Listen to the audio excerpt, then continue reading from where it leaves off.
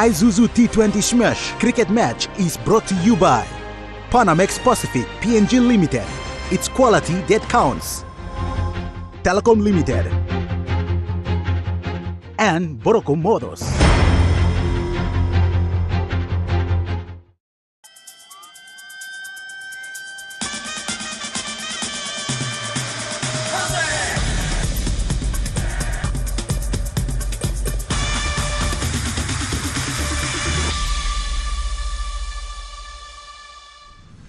All rise for the playing of the national anthem of our beautiful country, Papua New Guinea.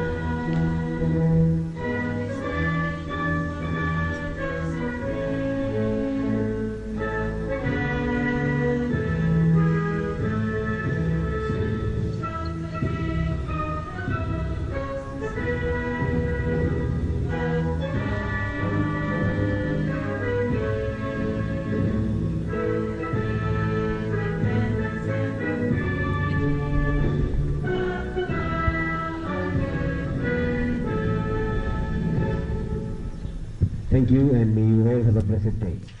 That was a lovely rendition.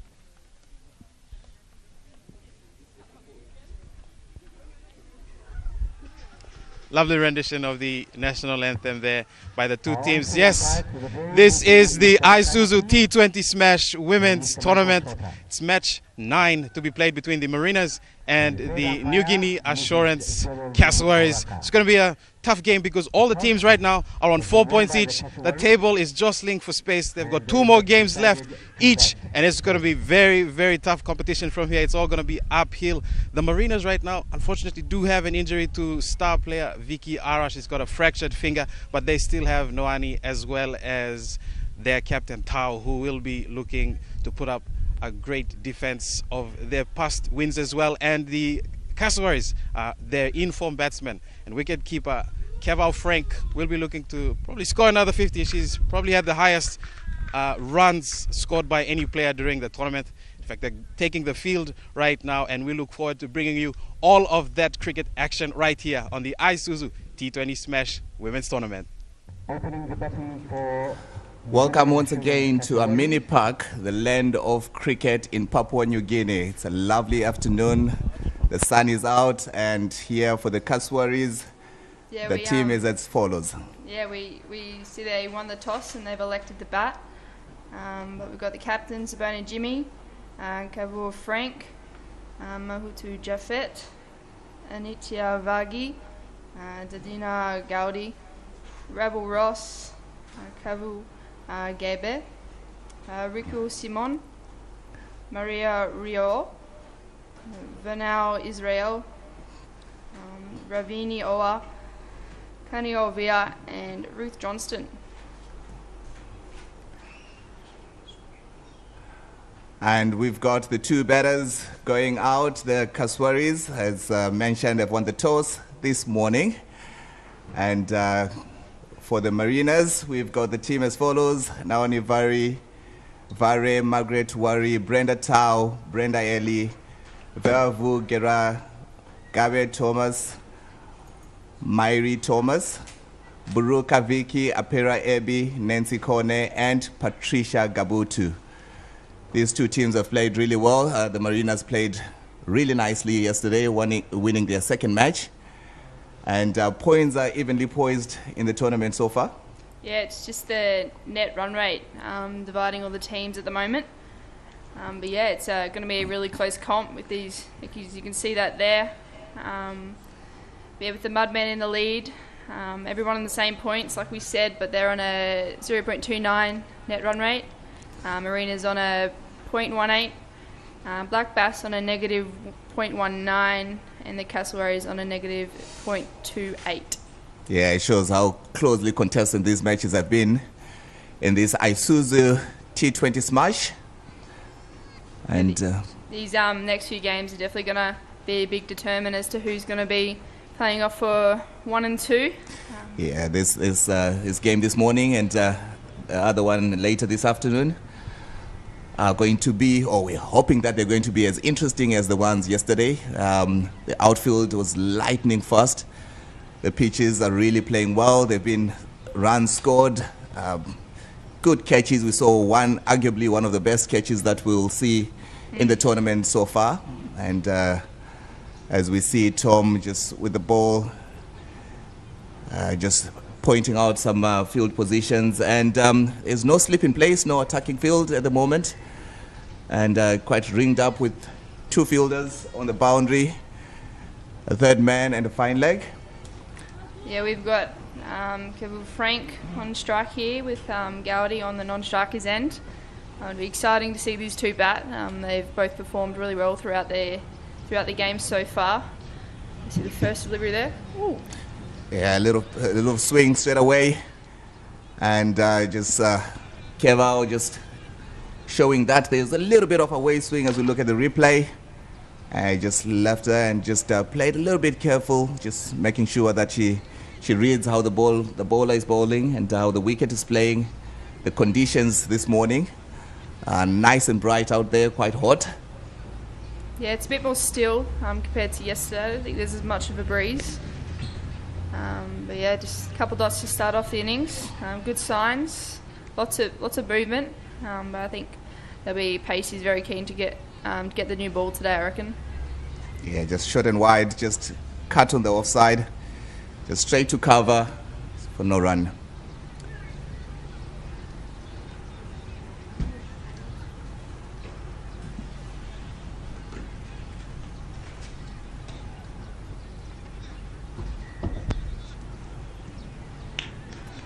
Here we see them just played that one down to fine leg. Coming back for the 2, they'll make it pretty easy. They've been running well between the wickets throughout the tournament so far. Kevao has been up there with the best so far in terms of running between the wickets and batting long. She has batted well so far in the tournament thus far. Yeah, well, welcome Ree into the box. Morning, thanks for having me.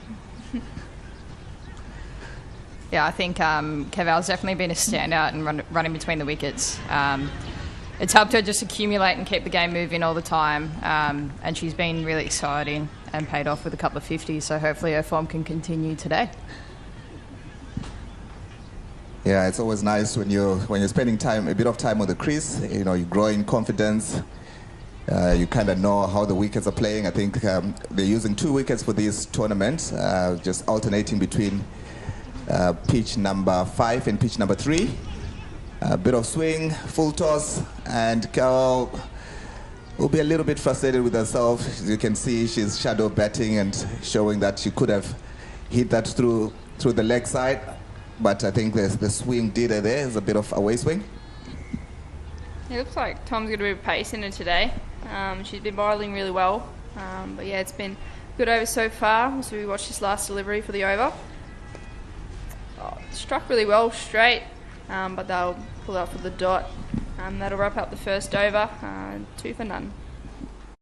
Morocco Motors presents the Isuzu NPR cargo truck, now available for only 140,000 kina. Built for tough terrains and heavy loads, the Isuzu NPR comes with a 4x2 2022 manual transmission, single cab, right-handed steering, and a maximum performance output of 89 kilowatts. Isuzu NPR cargo truck, PNG's #1 truck. Visit Barocco Motors today for more information.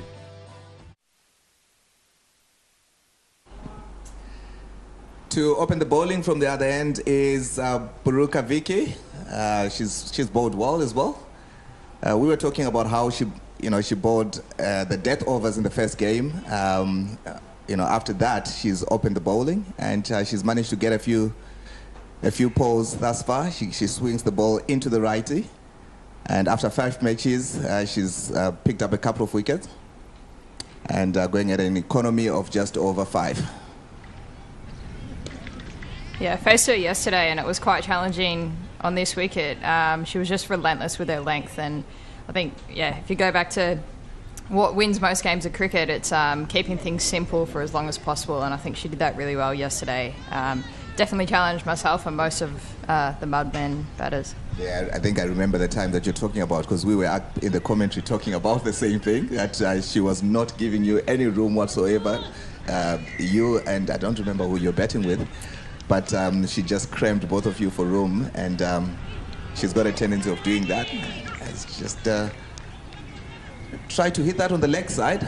Looked like she lost a bit of her shape. Buruka is looking like she's got a bit of rhythm going straight away. Oh, she seemed to weigh massive.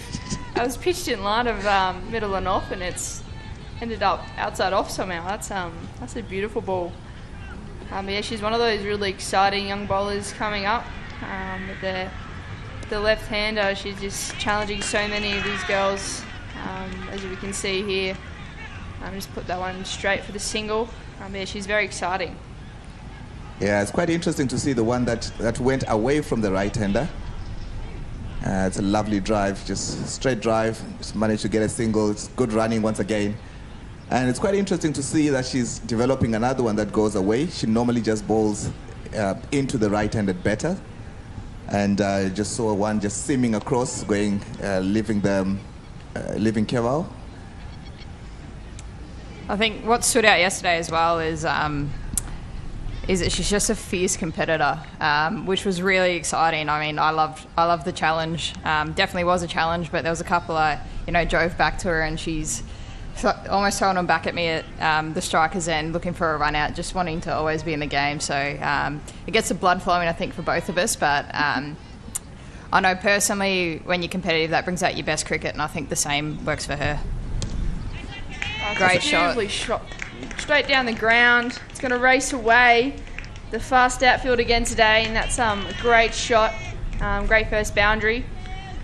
Yeah, it looks like they're making use of the power play. It's a lovely shot. Just did not go half-heartedly with it, and that's the way to go. If you're going to hit the ball, just hit it. And as you see, the running between the wickets, she just kept running, even though the ball looked like it was trickling all the way for 4.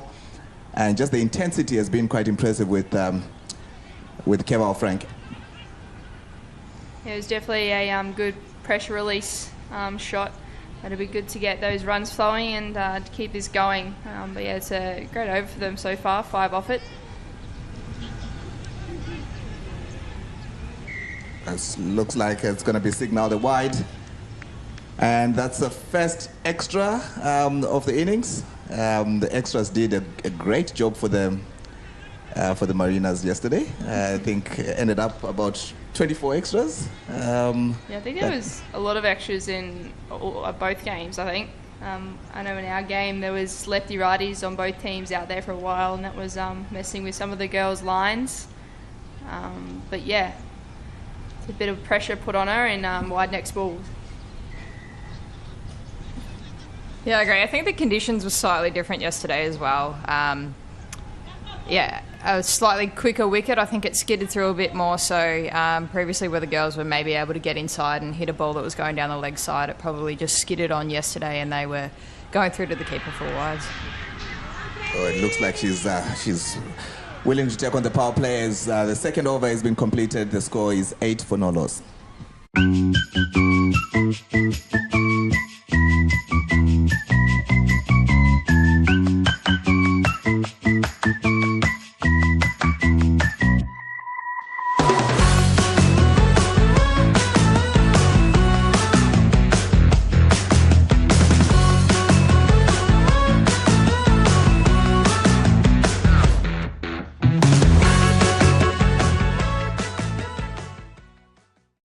To continue the second over, 17 runners apart. You can see after 4 matches each, all teams are on 4 points, and just the difference is the net run rate. And we've got the Madman with .29. We've got... Yeah, it's going to be a crucial couple games. These are really make and break as to who's playing in the grand final. Yeah, very exciting though. Yeah. I don't think I've ever been in a tournament where with 2 rounds to go, the team in last place could still be top of the ladder at the end of the week. So, yeah, that's pretty exciting. I think it just shows how crucial these next few games are. Yeah, the one this morning is going to be very important as well as the one in the afternoon. So stay tuned and enjoy some good cricket as we did the whole of yesterday. And just looking at how they've approached this first 6 overs, have there been any discussions about how to approach the power plays with your teams respectively? Yeah, we've said that we want to get 35-ish runs in the first 6th over, and we want to really put pressure on all the fielders. That's a beautiful shot play through the covers there. They'll come back for 2. They'll make it look easy, as they usually do. Yeah, no, we've wanted to apply pressure from the get-go. T20 cricket's all about momentum, so if we can get it in our court from the start, that's what we want. But we want to be ideally no wickets down, but anything less than 2 for 35 plus, we say that's a win. Agree in your changing room? Our coach has been pretty clear in giving the players the freedom at the start, which is nice as a player. There's no expectations and no pressure. You can sort of just go out there and play naturally, but I think assessment is part of that as well. Making sure that the batters up the top do assess, make the most of the conditions, and are really able to communicate back to the bench. Yeah, and when those 2 players assess the conditions, do they send a message back to the changing room, or you kind of just read it as you go? Play and miss there. That's a good ball. Just beating the edge. We definitely talk about it in the middle so that if a wicket should fall, the new batter coming in can straight away be communicated to. And then obviously the batsman that is dismissed, it's their job to communicate with the rest of the dugout. That's just missed the stumps. Tom is really bowling well this morning. And she's bowled quite quickly for someone who hasn't been playing cricket for a while. She made a decision, after she was selected for the Lewis. So she played a few games. As the over has been completed, it's 10 for no loss after 3.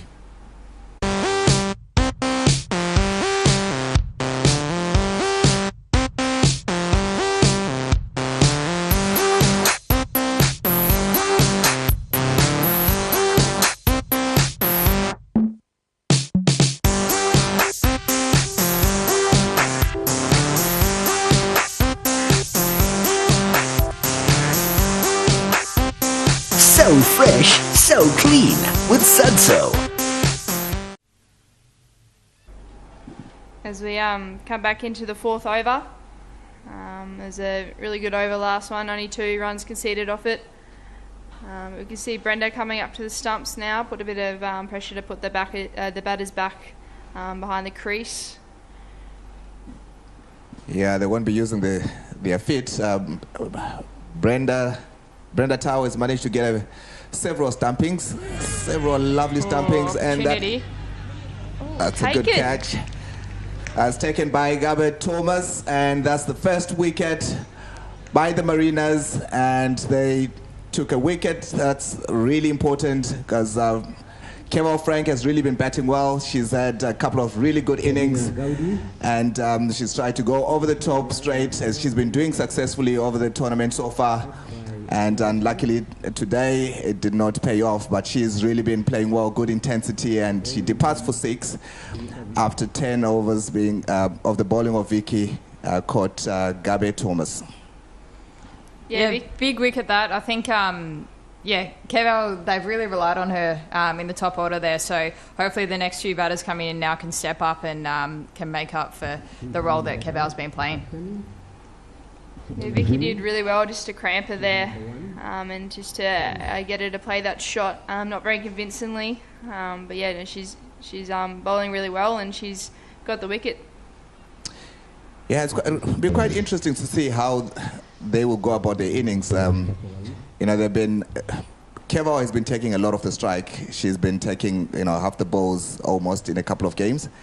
And they didn't lose many wickets yesterday. So the other batters would not have had a lot of game time, a lot of time on the crease. So maybe they might be a little bit short of batting time, and or sometimes it can work to their advantage as an opportunity. Now that I've got a bit more time to bat on the crease, make it big the same way that Keval has been doing it. So that'll be interesting to see which way it'll fall. Yeah, it's probably not a bad thing for them if they're wanting to get to the finals and they don't want to get there, and then all of a sudden these batters are out there without having any game time or facing any balls. But yeah, it'll be really good to see if these guys can stand up and show the team what they're made of. As you can see, Sabona Jimmy, she's out there at the moment, but she's had plenty of game time so far, and she's done well.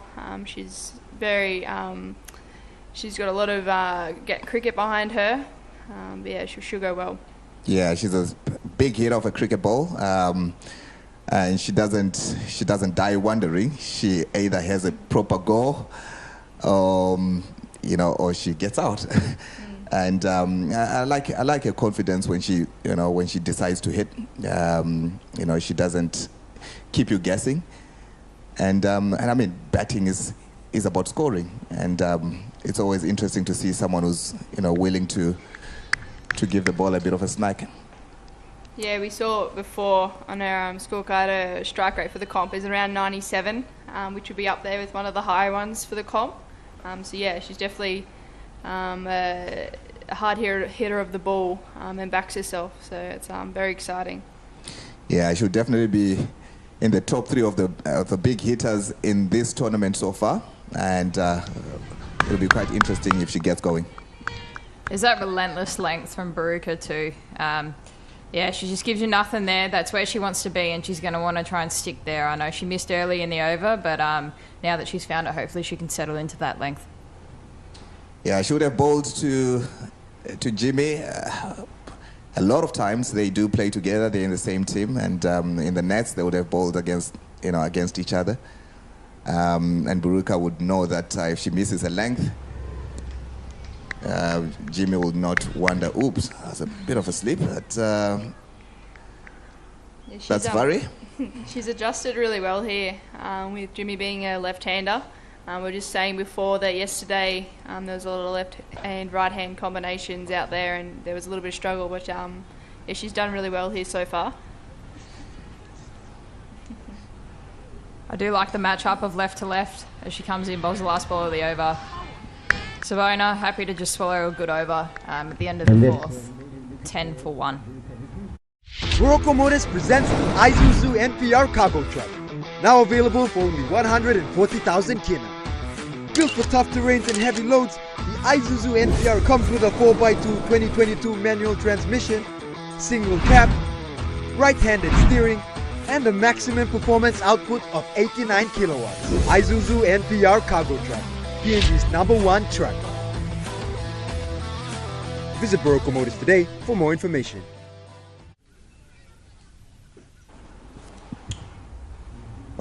Brenda is changing a field. It's still in the power play, and just going a little bit on the slow side, going at 2.5 runs and over, having lost the first wicket. And sometimes when you lose a wicket, it's very difficult to get the momentum going and to get the scoreboard to keep ticking.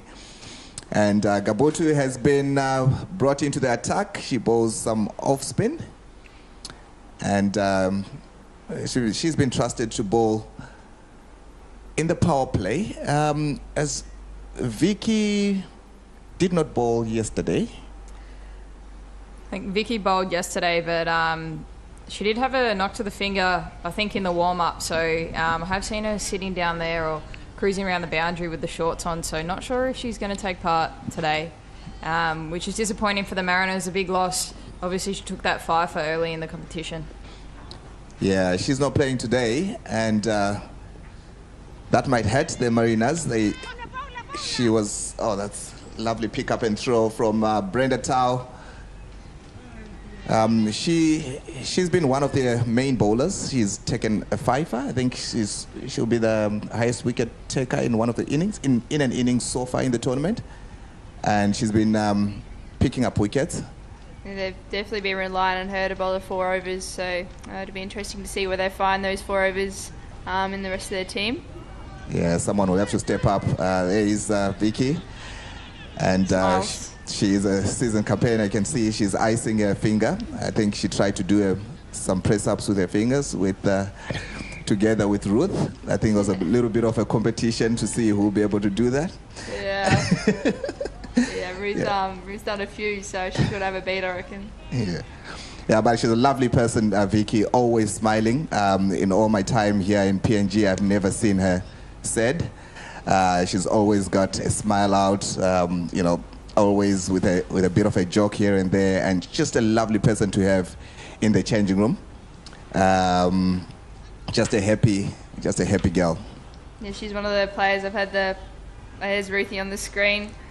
She's got the fingers taped up, I think. Vicky's one of the players I've had the pleasure of playing with a lot. When she came over and played in Oz at Ipswich. She's an amazing character, and she just loves cricket, loves the competitive side of it, and is just so happy just to be out there. You can see her on the sideline there. She was all smiles. She's just an amazing teammate to have around. Just pulled that one away to Cow for the 1, potentially going for the 2. Just pull up for the 1 there. Yeah, Patricia has really done well. She's been given a very tough task to take over Vicky's role, and she started really well. Just going for 2 runs so far in her first over. Yeah, this is a good little bowling partnership. Start off with the wicket maiden before, and now this one just 2 runs conceding off. And a dot to finish out the over. That'll keep them 1 for 12. In episode 13, a grand finale of the Eat Smart campaign, a homage to the perseverance of all the amazing farmers we met during our journey. Incredible produce showcased in exciting dishes by Jules Henna, at locations that celebrate the culture and the beauty of Papua New Guinea.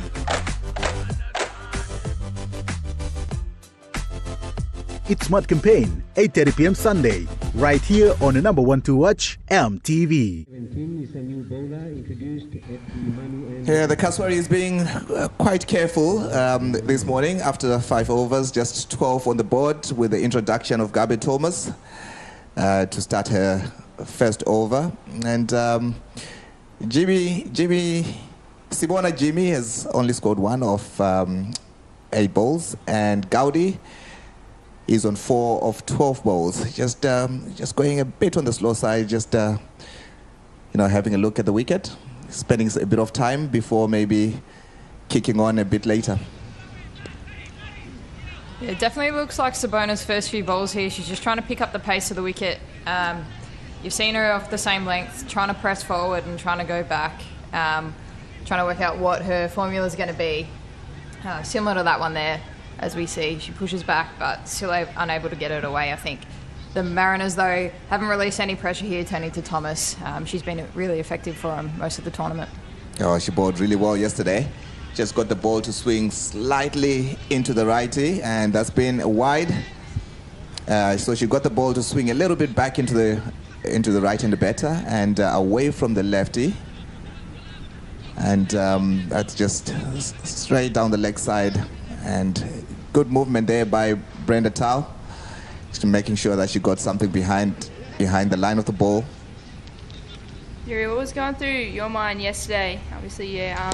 It's up in the air. It's taken. It's a little catch behind the shoulder.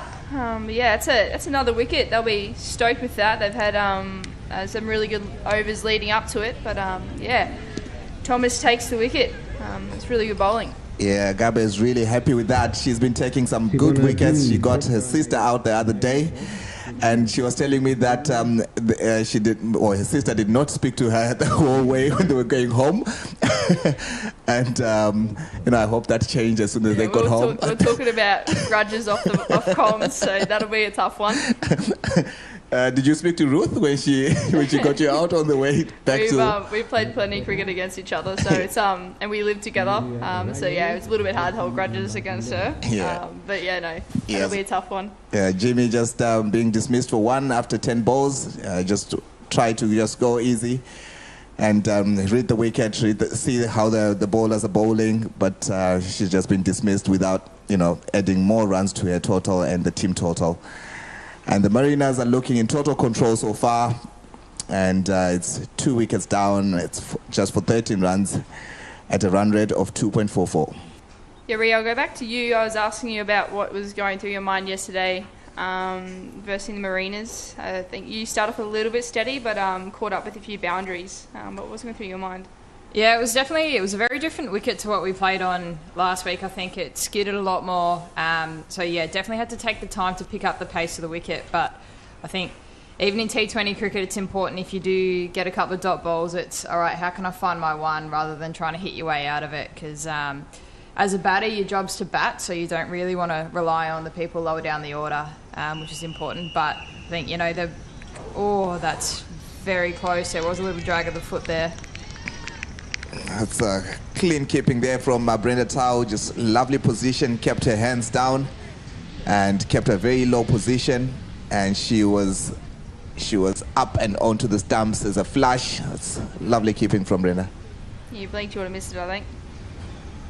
Yeah, quick hands behind there. She's been very good all tournament. Nice striker, takes off straight away. Oh, close there. Clean, maybe an opportunity, but no, they've hustled through for the quick single. But yeah, I think the Mariners' bowling attack was is very strong. Probably one of the stronger ones in the competition. So it's hard to find that bowler that you can sort of relax and get a few away to release the pressure. So yeah, I sort of had to change my mindset and just know that I had to stay busy. Yeah, as they say, you can't score runs if you're in the changing room. So it's better to take a few more balls, trying to see if you can, you can find a few singles. And it's gone down the leg side, just failed to clip that one onto the leg side. And they've been tidy there, been tidy the whole tournament. And as you say, you've got to change your tactics if you just followed it down the leg side. And Gabi will be happy with what she's got so far. Just 5 balls bowled and only 2 runs, and already taken a wicket. And that looks like it's going to be a chance. And after 6 overs, the score is 14 for 2. Mamas want them Telecom's Goodplum mobile data plans. With 8 exclusive mobile data plans to choose from, select a plan that best suits your budget. You can purchase a plan for as low as 3 kina for 1 gigabyte of data valid for 24 hours. Or receive 130 gigabyte of data valid for 30 days for only 150 kina. Telecom, connecting you anywhere, anytime. Terms and conditions apply.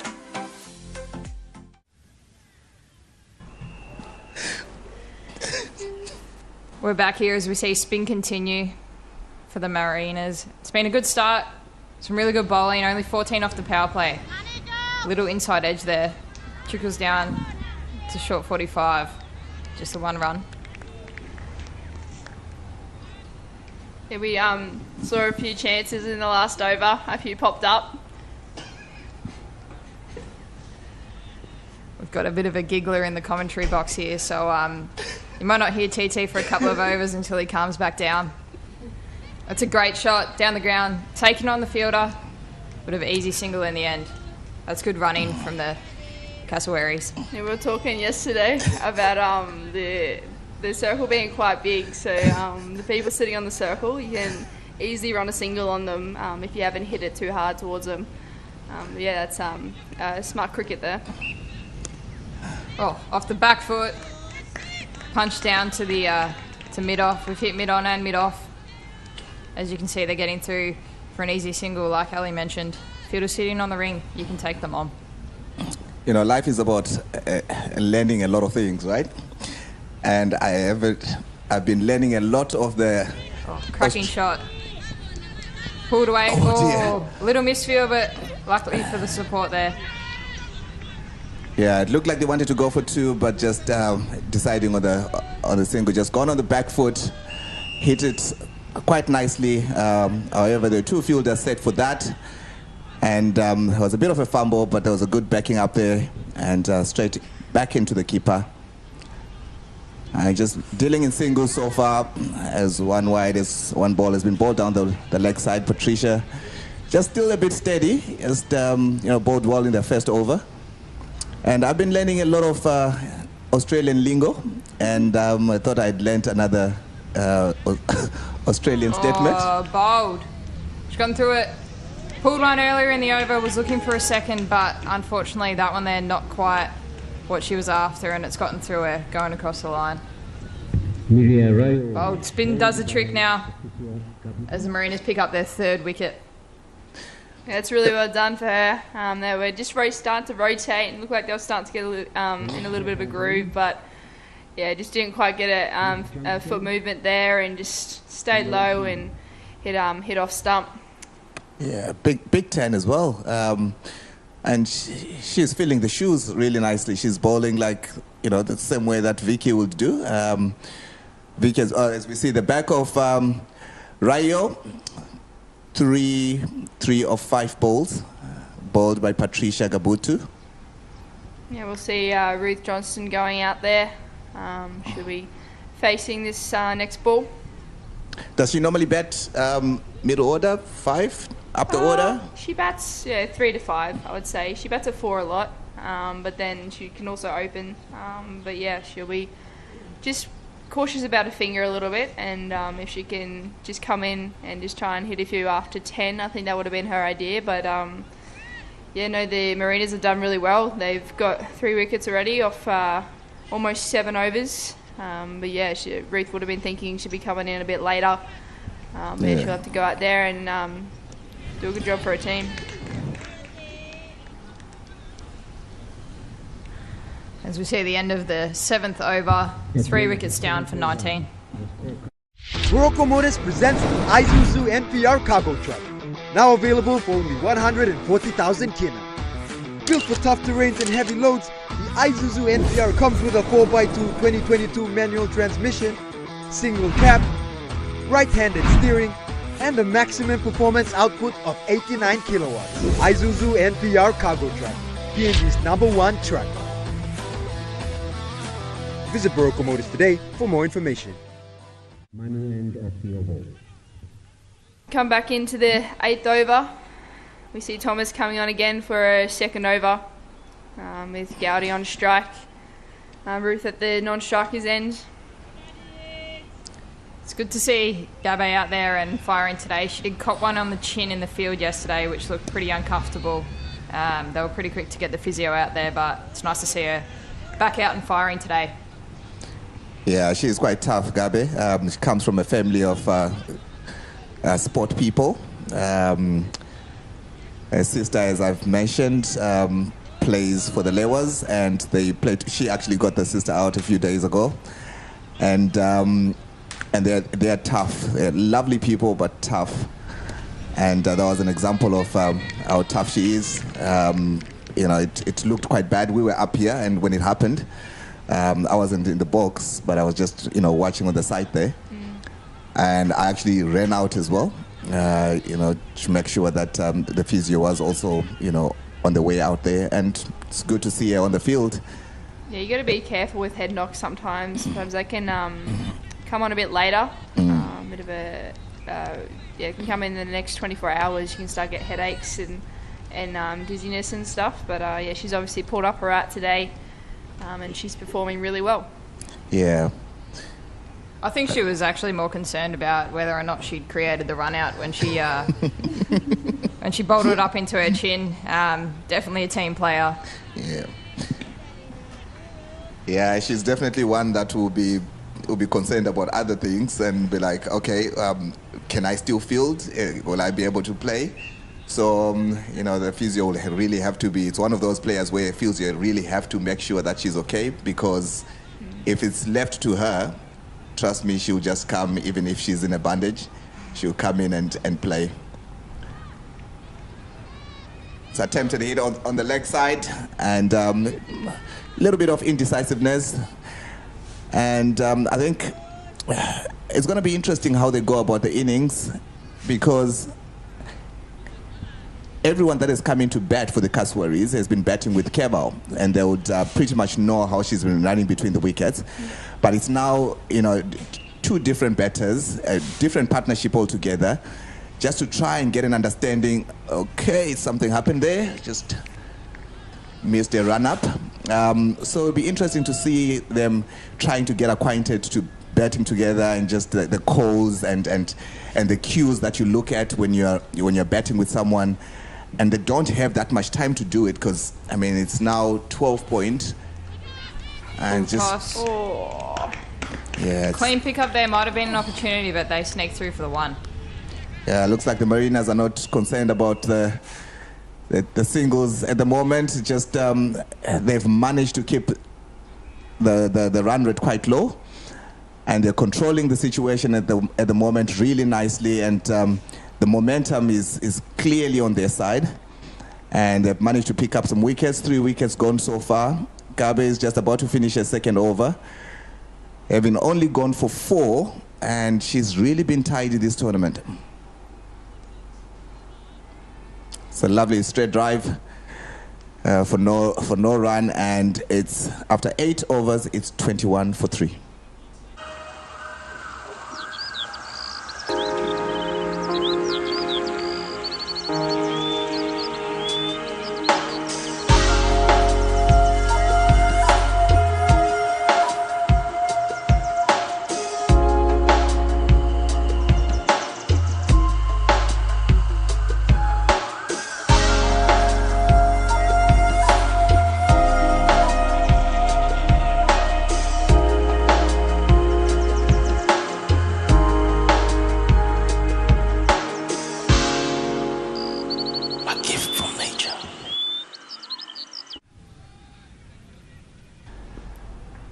Now we've got Patricia Gabutu continuing, and a little bit short. It's rocked on the back foot by Gaudi and hit towards deep mid wicket for a single. Do you think the points table will play a part in putting a bit of pressure on the teams so far? It'll definitely be on everyone's minds. I think it's. I would say that's probably why they're trying to be a little bit more defensive in their batting. They want to try and get through these overs and give everyone as much a chance to face as many balls as they can, and to try and really back end this one, I think, is what they're trying to do. Just with those wickets being lost, but yeah, it's definitely on their minds. Yeah, I think at the same time though, you do have to be a little bit wary. Obviously, at the moment, the only thing separating all the teams is the net run rate. So. A really low score can really impact that and impact the ladder.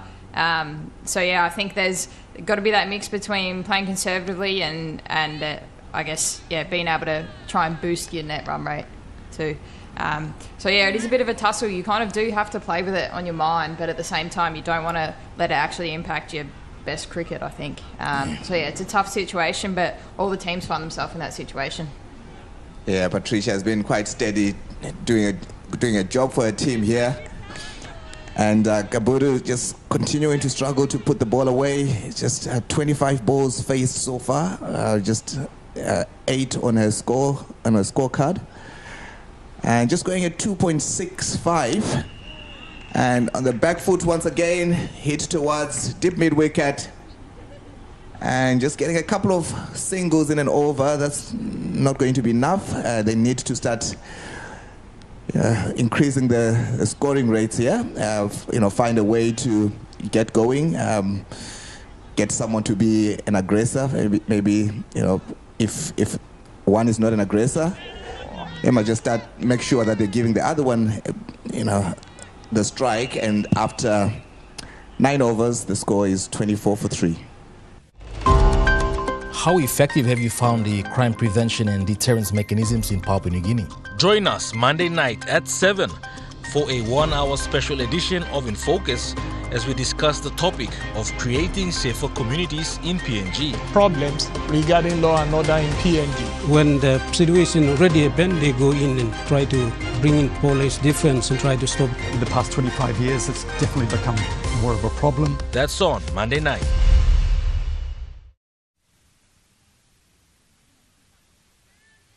As we come back into the 10th over, we can just see Brenda moving around the field. She's done really well this comp, captaining her side. She's, as you can see from the table, she's got the team a couple wins, and yeah, she's done really well. Yeah, she's been captaining really well, and it's not easy to be a top order batter, a wicket keeper, and then also entrusted with leadership as a captain. She just has to remember that she's a wicket keeper when they're fielding. She's a wicket keeper before she's a captain, and when they're batting, she's a batter before she's a captain. Because the best way you can contribute for your team is by actually doing your specialist job. As a batter is to score runs, and as a fielder is to keep. And she's been doing that well. She's a new captain. Just took over from late Kaya not too long ago. The first few games seemed like there was a whole lot of pressure on her. It's a lovely take, and that's a no ball. It's a free hit, and I think she just overstepped with her foot.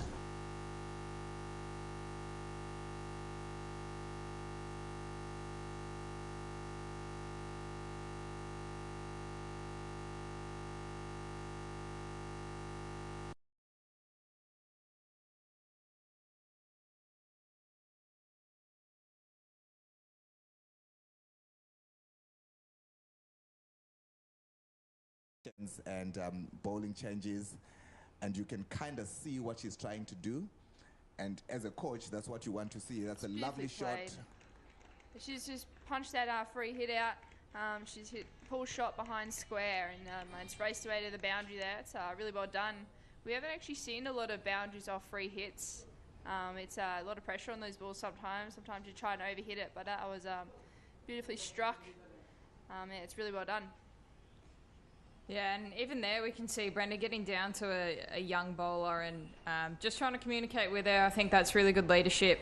One thing, making sure the field's right, but the second thing as well, I think just giving a young bowler the confidence, backing them in, supporting them, that kind of goes a long way. I think from a leadership point of view, it's those underrated conversations that really, I think, show a good leader from a great one. I want to say, even though, another great shot, just pulled it a bit short, and she's pulled that away in front of square this time for 4. But yeah, it's a great shot. Just putting the bad balls away now. They need to continue this to try and get a competitive total, but that's really well done. Yeah, and 2 boundaries in a row. That's really going to boost the cassowaries here. Yeah, just on Brenda again, even though she hasn't been captain long, I want to say she would have been a leader of the group for quite a long time. She's another one of the girls I've had the pleasure of playing with, and yeah, even when she was over playing with us, she just automatically, you just listen to her when she speaks, because she's only got good things to say. Yeah, she's definitely born leader. Just punched that one for a single there. Yeah, Gabby Thomas has changed her angle here, bowled that last ball around the wicket after getting hit for 2 4s, and she's managed to squeeze one in front of point for a single there on the offside. So hopefully that's sort of allowed her to release the shackles a little bit. 2 boundaries and a single off the last 3 balls. Really influencing the Cassowaries score there. Yeah, and those 2 boundaries have forced a fielding change, and that's a lovely shot towards cow corner, and just a couple of bounces, and it rolls for 4 runs. And this has been an expensive over, and it's amazing what a couple of 4s can do. Just the momentum seems to have started to shift towards the Cassowaries. They've been taking a lot of time However, it looks like they've just started to put the gear down, and they are on the offense now. Yeah, previously at the start of the over, we saw they only still had the 2 fielders out, and they were behind the wicket, more just protecting the edge, or the inside edge, or the slightly straighter one. But now we can see they've gone to, I think, 3 fielders out, and one of them, in front of the wicket now out at cow corner. So yeah, just protecting that boundary as the Cassowaries start to open. Oh, beautifully played. She's gone for the ramp. I don't know if it's going to quite get to the boundary. Brenda's running it down. But they might come back for 3, and they will. That's good running. Great running. That's a great chase from the wicketkeeper as well, and vacant area, and Ruth just saw that quickly and went for the ramp, kept her eyes on the ball. Lovely execution. Good cricket. Yeah, it's one of the most frustrating things, I think, as a captain. You set a field and then you change it when they start going, and all of a sudden they're hitting behind you, and you just don't know what to do at this point. I think it's more frustrating as a bowler, if I'm honest.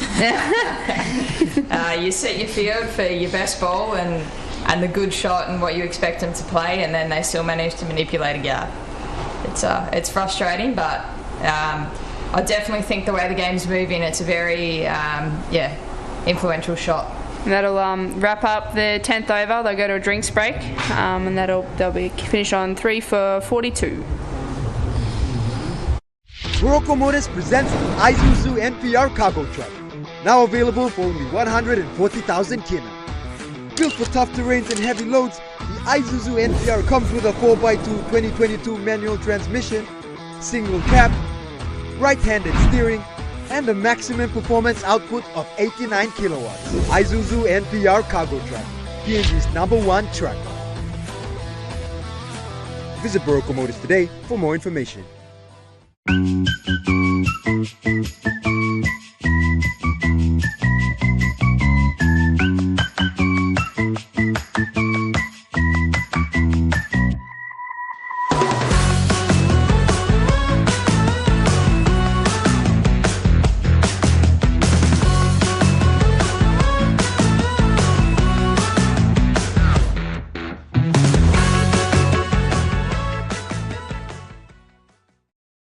Because of you, we sourced all the high-quality coffee beans from around the globe and roast them to perfection, giving you this amazing coffee flavor and aroma with rich taste and value at an unbeatable price. Bon Aroma comes in 3 different sizes, 30, 50 and 75 grams, and it's available in most outlets nationwide. Bon Aroma Blend 84 Instant Coffee. Good for taste, not price.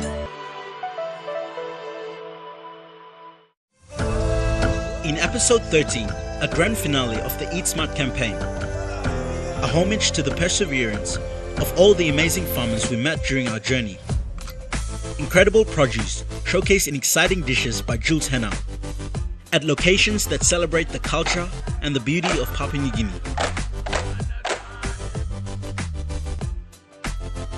Eat Smart campaign, 8:30 p.m. Sunday, right here on the #1 to watch, EMTV. As we come back from the drinks break, we can see the team's going back out there getting set again. But what conversations do you reckon the batters are having during that drinks break? Yeah, I think the coach will be happy with the last over and the intent that they showed on the last over, and to get the momentum going as we look at the Cassowaries scoreboard. We've got 6 from Kewal Frank, who's been batting really well. Dadina is still batting 18 of 30. Sibona was out for 1. Miria, 3 of 5 balls, and the partnership is still going between Dadina and Ruth Johnston, who is on 8 of 6 balls. So they would have been happy with the last over, and if they can keep the same intent, I think the coach will be saying, well, you can't do nothing about what has happened the last 10 overs. So let's make sure we control what we can control these next 10 overs and make sure we put a healthy target. They might have a set target or an idea of what a pass score will be. And Ruth just rocked on the back foot and cut that through to deep cover for a single. So Obviously, they would have assessed, the bettors that have gone out there to bat would have assessed what a good total is, or a par total is, and they'll be trying to get as close to that total as possible, or even beyond if they can. Yeah, slight shift in momentum that last over before drinks. And straight away we've seen 4 fielders out on the boundary for Ruth Johnson, first ball, and then brought 1 up, but still already 3 out for Patricia, now who's faced just over 30 balls. She squeezes that one into the leg side. They can rush through for a quick single. Yeah, we see Patricia, Gowdy. We see her 19 now of 31. She was around 9 off at 25, 27-ish. But yeah, she's just caught up a little bit, which she'll have to continue to do. But yeah, see, batting time was she's able to be out there now and cash in a little bit. That's a big hit. Big shot, she's got a full short. Oh, she's got through the fielder there. Just a couple bounce 4. Didn't quite get set. But yeah, it's just bounced over actually. Yeah, that was Brenda Ailey there on the boundary. Just waited for the ball to bounce. She just made a decision very early that she wasn't going to go for it.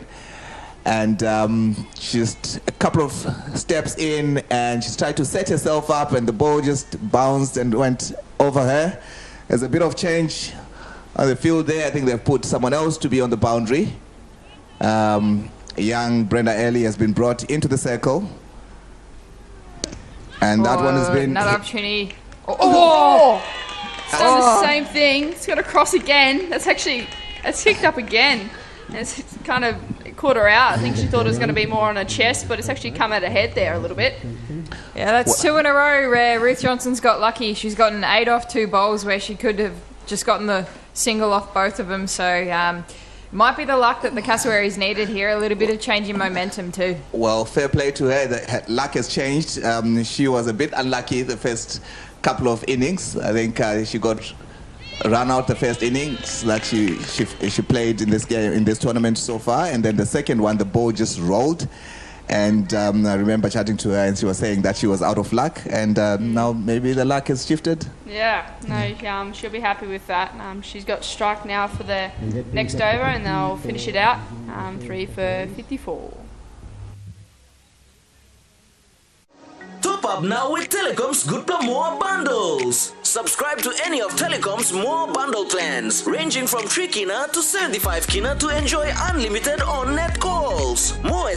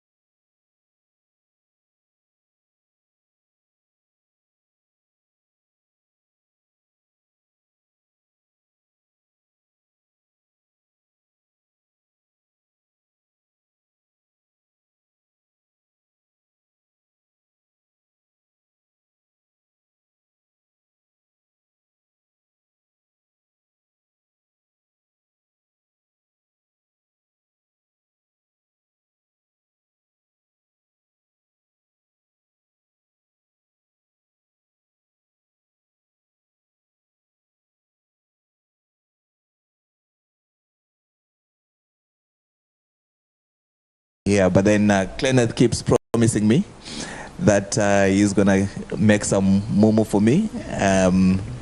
Yeah. What is momo? Well, we'll get to that just now. Patricia has also promised the same, but it's been promises and only promises. All empty promises. What's going on? Yeah. Kenneth has got to answer for that. So momo is a dish that is prepared from a clay pot, is it? No. It's actually in the ground. So you heat up stones and then... Opportunity. No, it's just... Sorry. No, just dribbled into the leg side there. Thought that was going to potentially go to the short mid-wicket fielder, but they've hustled through for a quick single. It's quite the process. So first you heat up stones until they're white hot. So see replay here. You heat the stones up to the point where they're white hot, and then you put you dig a pit, a small pit. This is usually how it's done. You dig a small pit, and then you lay your leaves down, and then you put layers of the stones, and then your protein, your root vegetables, your greens. As you see, a lovely shot being played. They'll try and come back for the 2, but that's caught a no ball. She's almost like a tennis shot. That just full toss, just slapped it back over the bowler's head. Forehand straight down the ground. I think Ruth was wanting to get back for the free hit, but she's pulled up there for the 1. Yeah, so it's a slow cooking process. It probably takes like 2 to 3 hours, and then it's like the meat off the bone stuff. It just falls apart. So yeah. I think it's probably the Aussie equivalent would maybe be a camp oven, do you reckon, Al? Yeah, that or it's like an underground smoker or something. I don't know. Yeah, that sounds pretty interesting. Yeah, the camp oven you used to have on the campfire. You've got coals around it, but it's just a big cast iron pot, really. Yeah, but Kenneth has been promising that ever since I met him in the first Isuzu T20 match up until now, and we are now in the second phase of the Isuzu T20 smash. That's a great drive. Picked up by mid-off, but driven convincingly.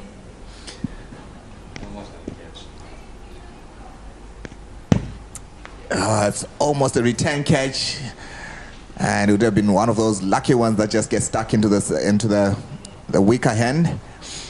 And Guerrera has bowled. She's just about to finish a second over. She's been steady, just going for 13 in the overs so far as she completes the second over, and just moving around the crease, and got a single down to long on, and at the end of the 15th over, the score is 81 for 3. Be on board this revolution. Introducing our new range of devices and giveaway frenzy. Buy a device and get a free boombox and enjoy 7 days of free streaming to MGems. But that's not all. You will also receive 5 gigabytes every month for the next 6 months. That's a whopping 30 gigabytes of data. Don't miss this extraordinary opportunity. Head to your nearest telecom retail outlet to grab one today. Terms and conditions apply.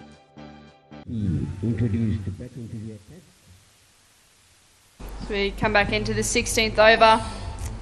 We can see that the Cassowaries are starting to tick along here. They're doing really well, trying to be really attacking and aggressive.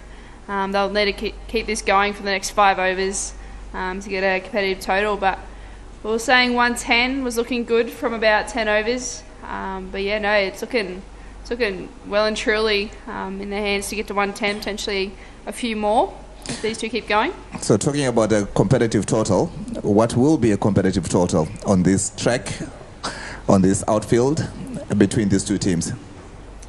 They want to be going to run a ball. That'll give the bowlers the best chance to defend the total. Let's just edge that one. It'll race down to the boundary, I think. It'll go all the way. But yeah, that's when you know it's your day, because the edges go for 4s. But yeah, that's well done. Well, if I was betting, I would be telling you something else, Ellie. I would be saying I slashed that over point. I opened the blade, and that was not a top edge. No, I think this is this is really clear here. The Marinas want to break this partnership. They've gone back to the experience of Baruka Vicky. Looking to obviously break the partnership and close out the innings as early as possible, I think. That's really well done. Driven down the ground.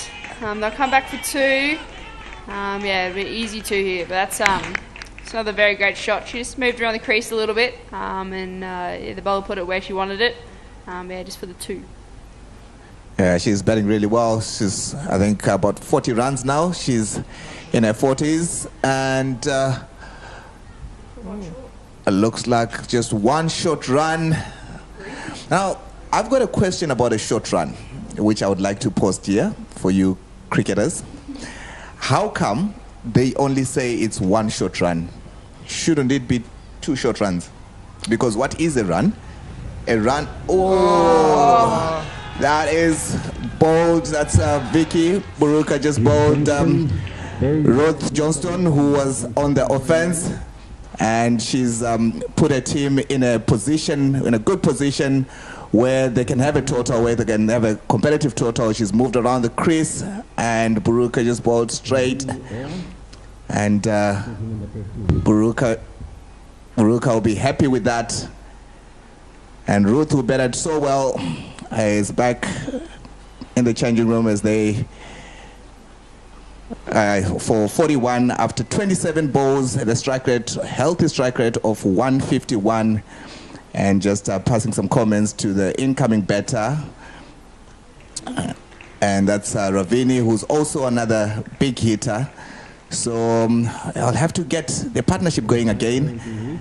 It'll be interesting to see how they'll do it. I think that's a great knock from Ruth there. She's really kept the Cassowaries in this game. They were in a lot of strife, and she's come out and played her natural game, but yeah, really dug them out of a hole and managed to put on a good partnership here. But I think it's a little bit of a like for like with Ravini coming in as well. Definitely likes to hit the ball and won't go under in, similar to Ruth. Yeah, they need someone who will be able to do that if they can continue with the same partnership that was there in the previous. With the previous 2, just being careful on it, just defended it back to the covers. And just going back to the question I posed, so a run is when you run from the popping crease to the other popping crease. So if it's a short run, they would not have completed the run, right? So wherever they would have started for the second run is also not a complete run. Yeah. I think, though, there's 2 batters running and only one of them runs short, whereas the other one runs a full run. So I suppose if they both run short, then yeah, maybe you can take 2 off. But if only one of them's running short, then only one of them's. May I pose another question then? Okay. So what if you're just running one run and one of the batters has completed the run and the other one has not completed the run? Does that count as a run or not? Well, I'm saying run them out. I'm taking the stumps. That's a run out, isn't it? Yeah, they don't complete a single. That's a run out, so that's no. Yes, because the run has not been completed, right? Yeah. Yes. So the only time that maybe that would happen and it's not a run out would be the end of the over, but that would be very rare, I reckon. Indeed. So one of them has not completed the run, but the other one has completed the run. So because the other one has completed the run, then that means it will only be one shot. Yeah. That's the theory I'm going with. What are your thoughts, Clenneth? Clenneth is not going to be interested in this one. Yeah, cricket has got so many rules. Opportunity, great catch there. Chipped in the air, and a good specky there at short cover. Big over there from Buruka. 2 wickets in it, 2 key wickets there. Both of the set batsmen, so that's really big for the Marinas. Did you see that replay? Just played it on the up, and yeah, it was a good catch in the end, as well taken. But yeah, it's really good over from her. But as we can see, Gowdy departing, 27 off 44, the strike rate of 61. But she did well to catch up a little bit there, but she'll be disappointed that she wasn't able to continue going. But yeah, it's a great over there. Yeah, it's a good catch from Tom. She's taken 2 catches so far. And that's putting a little bit more pressure on the Cassowaries. And they're starting to get going now. And I need a couple of players to do that, to make sure that they close off the final overs and have a good total, something that they can defend. How have they been bowling so far? You think they can defend 110? Yeah, I don't think they've been put under a lot of pressure with a small total yet, from what I can think of. But they'll definitely have to do a good job. They won't have a lot of runs to work with if they just end up with that 110 mark. Because ultimately the Mariners only need 5s and over. So yeah, it'll be a tough job, but I think they should be able to pull it together. It's interesting. As we see Ravini play that down to long on. They'll come back for a second. But they didn't actually manage to defend 129 yesterday. So I don't know if that'll play a part in the bowler's mind. Yeah, so if I'm going to ask you a question and say your team, is it a batting team or it's a bowling team? The Mudmen, you mean? The Mudmen, yes. Ooh. I think both have had their day, but I personally reckon we're probably more of a batting side. Yeah, I think Tanya's been outstanding, but well supported by Melanie Arnie, and then Gawa, Tom, and Isabel as well has been really good. Just ran us back into games and bit of confusion, almost a run out, but a slight misfield there from the fielder, and it's just a dot ball. Yeah, I would say we're more of a batting side, I reckon. Ellie, can I throw the same question to you?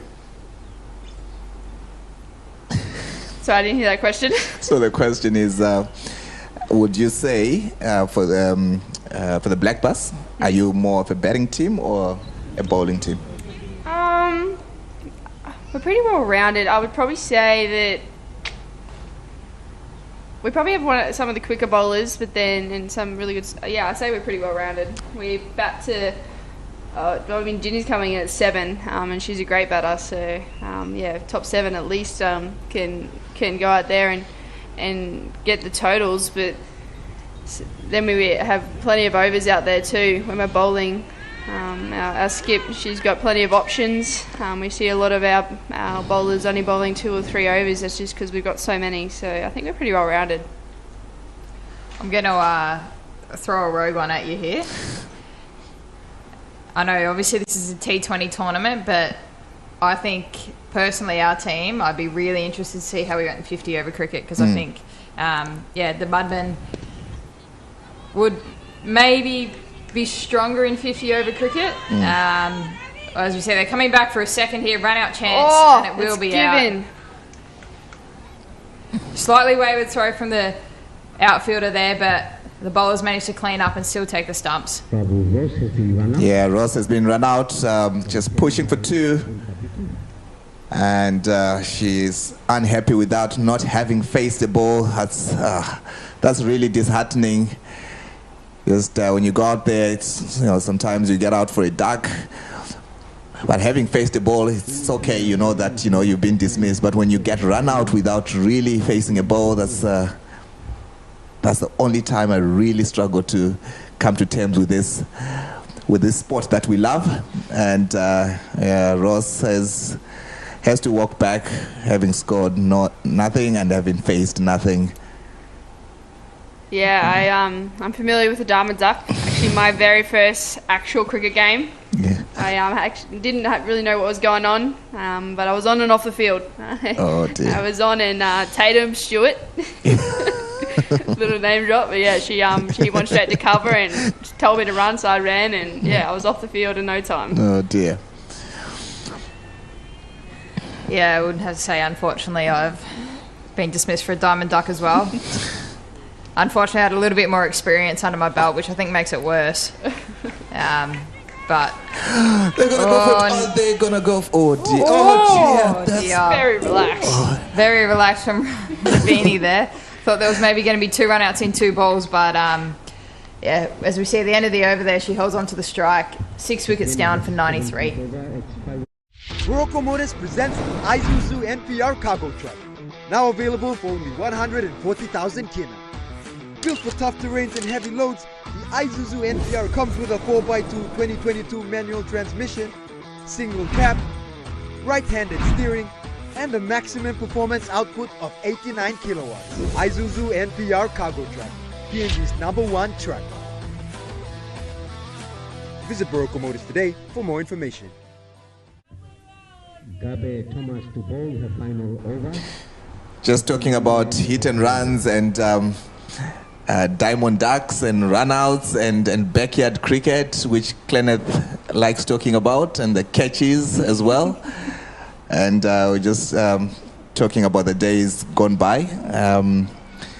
And Kenneth was just telling us that the runouts that happened in hit and run, which we're seeing a bit of at the moment. It's clipped on the leg side, just quick running between the track, and it's a lovely throw, but they were in, comfortably in.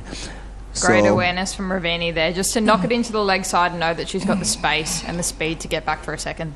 Yeah, and as soon as he hit it, she put her head down and she knew that she was going to call for two, and she went for it, and they made it comfortably and gone in the same area, but deciding to jog just for the single. So just talking about tip and run and how it breaks friendships. I remember owning a bat, and we were playing a bit of cricket before the coaches came, and I got run out. I was clearly out, and because I owned the bat, I said, I'm going back home. If you're not going to reverse your decision, I'm going back home. And knowing that, if I was to go home, they're not going to continue playing with the, game. One of those people. Wow. No, one of those people. I'm not sure we would have been friends. Yeah, I think it would have annoyed me a little bit growing up. It worked. Yeah, of course it does. Oh dear. Yeah, back in the days. I think I got my first bat at like 12, so yeah that definitely would have known me.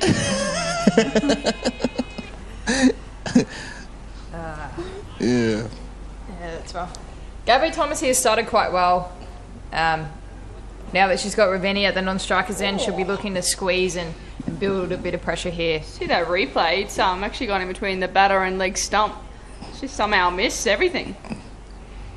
Yeah, and that one hasn't. That's bowled her. It's gotten through the defences.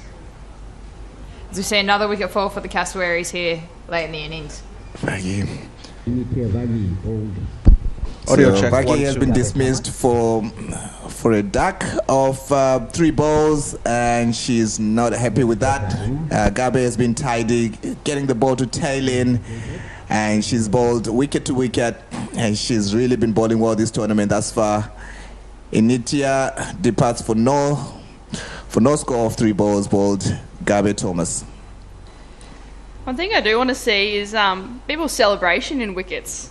I think everyone just feels a bit bad when they celebrate a little bit here, but it's the best feeling. It's been a while since I got a wicket, because it's been about 4 years since I bowled, but you got to rip in. No, I agree. Tanya took a blinder of a catch yesterday, and she smiled when that was it. I was running around with my arms up, and no one was with me. Yeah, we were up. We were all up here screaming and whatever, and we just saw Tanya was just relaxed, stuck her hand out, and was like, "Yeah, I do that every day." Like she's done that every day. Like, so what? Yeah. I actually saw someone the other day apologise when they got one of the opposition girls out, and that's rough. But anyway, we see the end of the 18th over, 2 left, 7 wickets down for 96. Because of you, we sourced all the high-quality coffee beans from around the globe and roast them to perfection, giving you this amazing coffee flavor and aroma with rich taste and value at an unbeatable price. Bon Aroma comes in 3 different sizes, 30, 50 and 75 grams, and it's available in most outlets nationwide. Bon Aroma Blend 84 Instant Coffee. Good for taste, not price.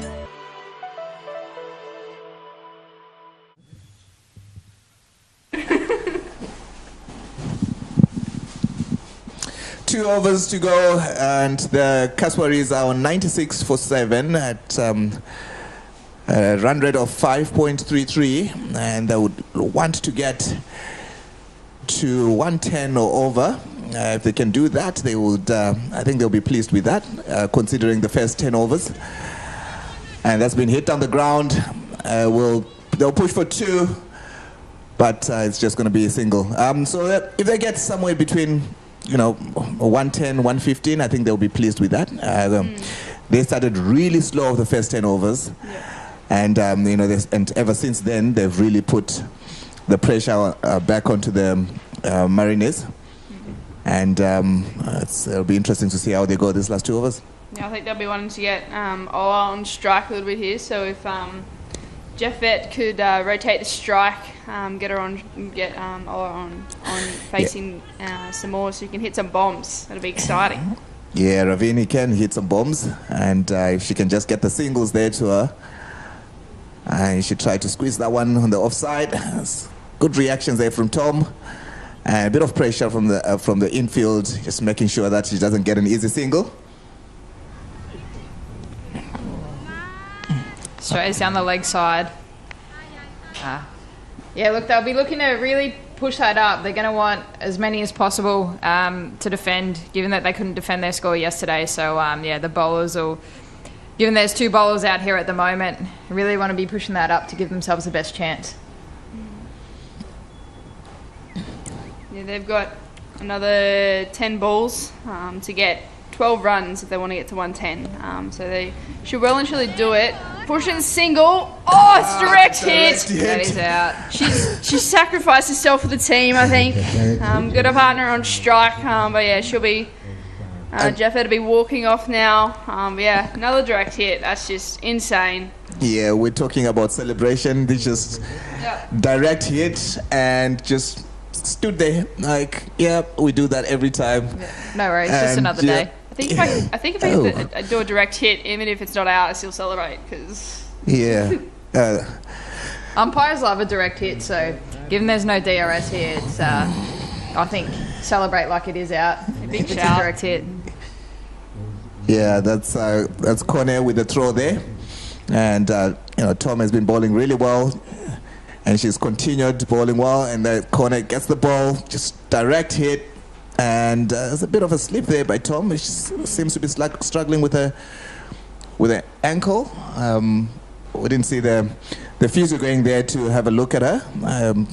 Hopefully she's okay. It looks like she's okay. She's ready to bowl again. I think as a positive for the Cassowaries, it's actually got Ravini back on strike, which is probably a win for them. We know that she can, put a ball away, so that's what she'll be looking to do. Well, I Struck think... well. Down the ground. Running hard. Looking, no. Short. Unable to come back for the second, but was quick to get down the other end, but a good piece of fielding down there at long on. Here we see Gubba out there facing her first ball now. I think... Can we have a discussion about rules? Rules. Did not the rules change about the runnouts? Yeah. They did change. So if you get run out, I think Ravini was supposed to go back. Not run out. It's just it's caught. Yeah, when the ball goes up. Yes. It's no longer relevant with the batters crossing the new batter. Indeed. Has to face regardless. I think that was confusing when that rule first came out, though. So it was a run out. Do we have to go back for that too? But no, I think that's, Does anyone remember the other one that came out? I'm just thinking there was that one and there was another one at the same time. I'll think about it in a bit. Yeah, I can't think of anything. We'll talk about those rule changes that come up every now and again from ICC, and after 19 overs, the score is 99 for 8. It's almost time to crunch and munch on Kai Time. If you're a warrior in your kitchen and wanted to be featured in the show, send us your video. The sky's the limit. It could be a family recipe, it could be a secret recipe, it could even be a simple recipe, just adding a few touches to make it special. Send us a video of your best recipe creation today and we'll feature it on Kai Time.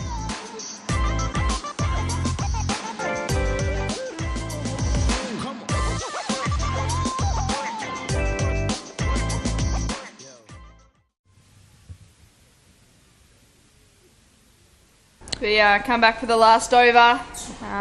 It should be exciting here with our on strike. Should be wanting to hit a long ball here and really put some pressure onto the Mariners. Yeah, Baruka Vicky, they've turned to her for the experience to bowl the last over. That's well struck. It's gotten through the fielder. At least 2 as it trickles away. Will they come back for a third or will she try hold the strike? No, they're taking the third. That's good running. A great start. Not a bad ball, but well struck there. I think interested to see here how far Ravini backs up, to see if she can try and squeeze the strike again. Just try and put the Cassowaries in the best position. Yeah, she's got a few balls to try and hawk the strike and make sure that she gets most of those balls that are left. If they can manage to get a single of that and try to, to face, well, maybe even 0-4, they would have done well. But the Mariners will know that, and they've done well to make sure that she doesn't get on strike on this last ball that's just been bowled. And I'm sure when she gets a strike, she will have to remain on strike for the remainder of the overs. Yeah, I'm surprised she didn't pull up for a 2 with that one before. I think I probably would have, a bit greedy. Yeah, I think Galbert could definitely do a little bit here and try and get off strike. But just a bit of a play and a miss.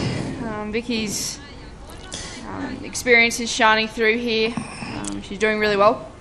Would you hang back still, or would you try a bye? You try running for a bye, even if it's in the keeper's end at the moment? Maybe this ball. I think there's been 2 dots. I think this ball I'd probably be hustling through, probably. But with the amount of direct hits, you just don't know. Well done. Over the top. That's a cracking shot. Inside out, over cover. The chase is on. They're going to get at least 2. Go. Another short run. That's a short run. You don't see him very often, but there's been 2 in the game, which is unfortunate for the Cassowaries. They're going to want everything they can get here. I think if I'm Ravini, I'm getting down and just basically saying that for every ball here, it's a free hit. Go your hardest. I'm going to take off, but I think back on running for a bye, taking on the keeper. I'm not sure Brenda's the keeper I want to take on, potentially across some of the other teams, but no, Brenda's a pretty intelligent cricketer, so I reckon she'll be getting up to the stumps quite fast here. Wanted it, did. She's come up a bit to stop that, I think. She was hanging back a little bit, but that ball, she came up a few steps. Well, it's obviously a big risk, but would you rather be standing on the other side? I think I'd definitely try. You try to push them through. Yeah. This ball, I think she's got to go. Yeah. She's the best chance of hitting a boundary for them. Yeah, just 2 more balls remaining for this innings. You gotta go. Oh dear, you have to go. She pulls away. She wanted it. I think it's need to be communicated. I think there with Garbert, just to tell her, look, I'm running through, so get on it.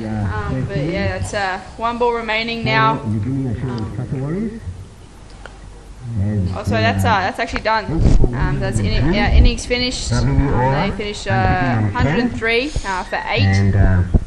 Not quite to that 110 mark that we're talking about, but if we can see them walking off the field now. Nothing too complicated. I think it's a great comeback. Only 14 off the power play, off the first 6, so to manage to get to 103, I think that's a great catch up and a really competitive total. Yeah, even after the first 10 overs, they went, they didn't get much. Now we'll throw it down to Kenneth, and we'll see you after the break.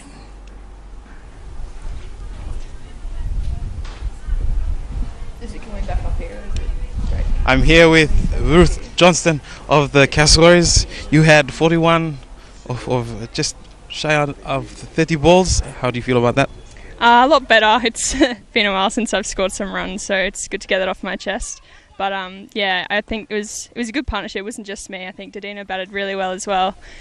We kept on having conversations out in the middle and just worked through. We weren't really there at a great point. I think we were 24 runs when I got in, so yeah, it was really good to get that off my chest. Yeah, before you went on, the run rate was about just over 2. You went in, hit a few, and it just reached about 5. So did you feel the need to go out and do something like that? I just came in and just said, look, I've got probably about, I think I had 13 or 14 overs, and so I thought plenty of time, so I didn't need to do anything silly, but if the ball was there to hit, then I'd try to hit it. So that's what I did, and it worked pretty well. The total runs that you guys have scored is a little low. You think the bowlers can do the job? I hope so. I think if we do better than what we did yesterday, we'll definitely give ourselves a good chance. Would have loved to get a few more, but we've got to work with what we got. So hopefully we can defend. I think we got a bit of fire in our belly. So yeah, hopefully we can get the result. All right, thank you. Good luck with the rest of the innings. Thank you, Clement. Well, that's it from us here for now, but we'll be back with more cricket right after the break. Morocco Motors presents the Isuzu NPR cargo truck. Now available for only 140,000 kina. Built for tough terrains and heavy loads, the Isuzu NPR comes with a 4x2 2022 manual transmission, single cab, right-handed steering, and a maximum performance output of 89 kilowatts. Isuzu NPR cargo truck, PNG's #1 truck. Visit Morocco Motors today for more information. Got some real dirty trouble? Then you'll need Big Bubbles. Only B29 contains water guards to let the quality active ingredients get to work on the toughest dirt in any kind of water. B29's Big Bubbles leaves your clothes fresh and clean. B29 gives you big bubbles and more clean for your cleanup. Clean up your wash day troubles with the toughest detergent powder in PNG.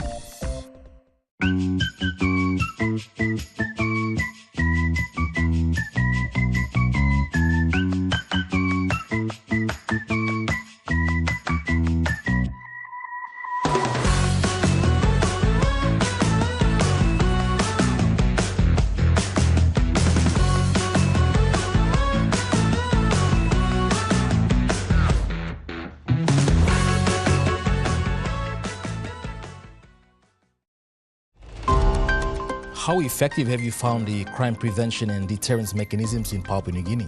Join us Monday night at 7 for a 1-hour special edition of In Focus as we discuss the topic of creating safer communities in PNG. Problems regarding law and order in PNG. When the situation already happened, they go in and try to bring in police defense and try to stop. In the past 25 years, it's definitely become more of a problem. That's on Monday night. In episode 13, a grand finale of the Eat Smart campaign, a homage to the perseverance of all the amazing farmers we met during our journey.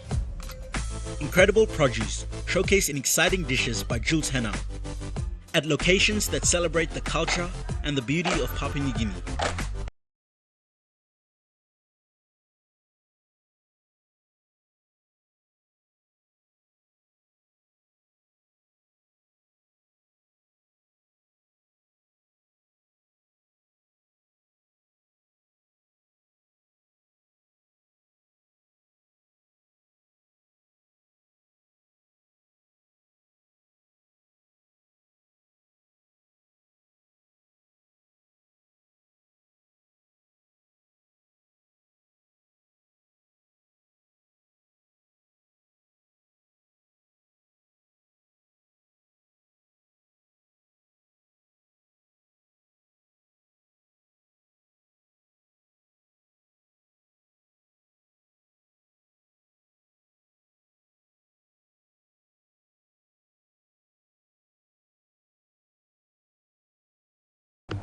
They're happy to get Keval out because she's been playing really well in Sibona. Just played a few balls and wanted to get to have a look at the pitch, and did not last for much longer after that. And Patricia being brought into the attack. Yeah, we saw most of the catches get taken today, which hasn't happened a lot. So definitely improvement throughout the season. But yeah, it's been really good to see this game and see if the Caswaris can continue this. Yeah, so Patricia bowled really well and took the role that Vicky would normally play, and she just bowled really well. It was tidy, and Gabi was tidy up until a few fours were hit in that over, and that got the momentum to start shifting to the Kaswaris, and that really started the fight back after the first 10 overs. Started to catch up a little bit there. A few boundaries, and then Ruthie coming in. She hit a quick 40 odd. Yes. But yeah, we'll see a few boundaries from her.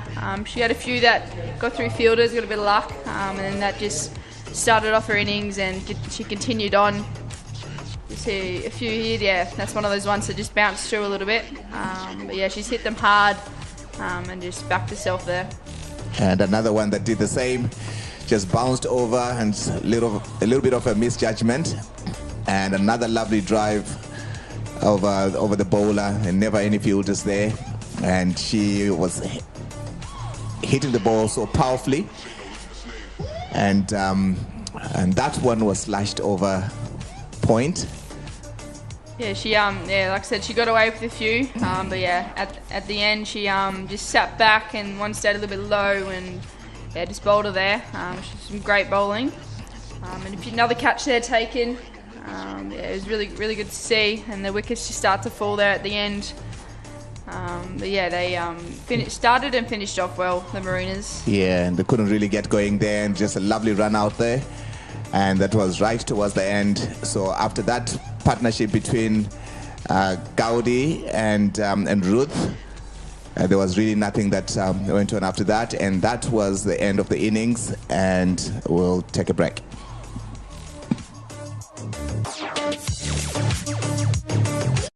Morocco Motors presents the Isuzu NPR cargo truck, now available for only 140,000 kina.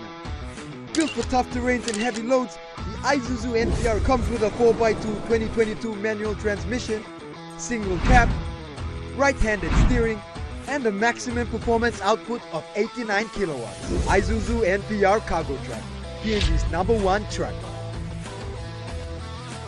Visit Morocco Motors today for more information. Hamamas One-Time Telecom's Good Plum Mobile Data Plans. With 8 exclusive mobile data plans to choose from, select a plan that best suits your budget. You can purchase a plan for as low as 3 kina for 1 gigabyte of data valid for 24 hours. Or receive 130 gigabyte of data valid for 30 days for only 150 kina. Telecom, connecting you anywhere, anytime. Terms and conditions apply.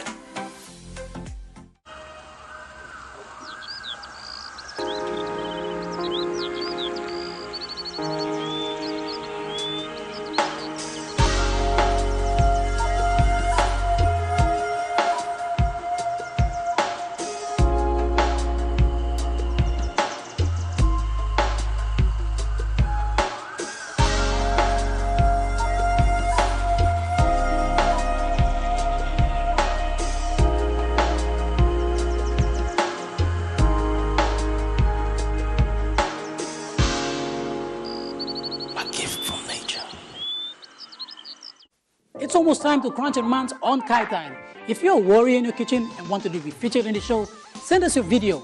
The sky's the limit. It could be a family recipe, it could be a secret recipe, it could even be a simple recipe, just adding a few touches to make it special. Send us a video of your best recipe creation today and we'll feature it on Kai Time.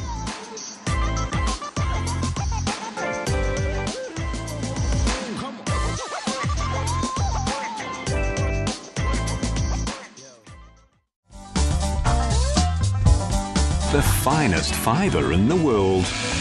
The price we can get for this, it makes it worth us taking it on.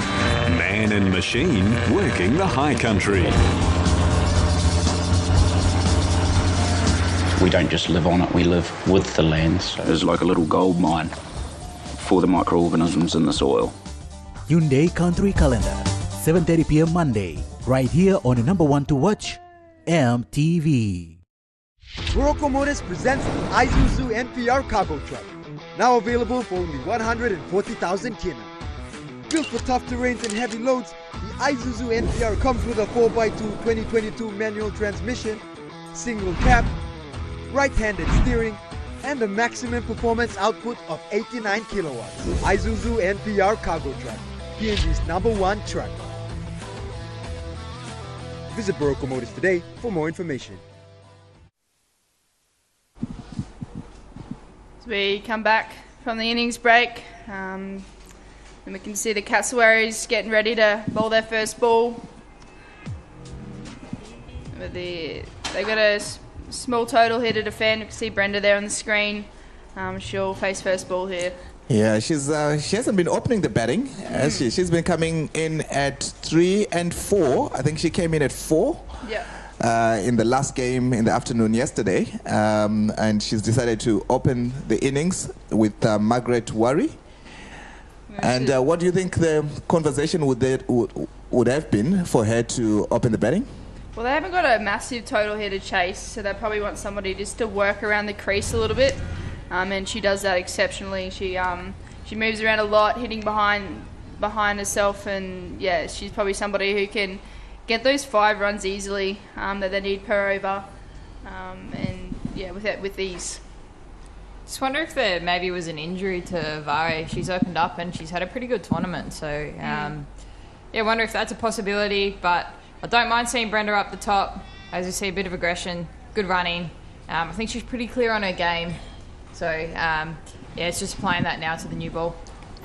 Yeah, Nawani normally opens, and she was fielding.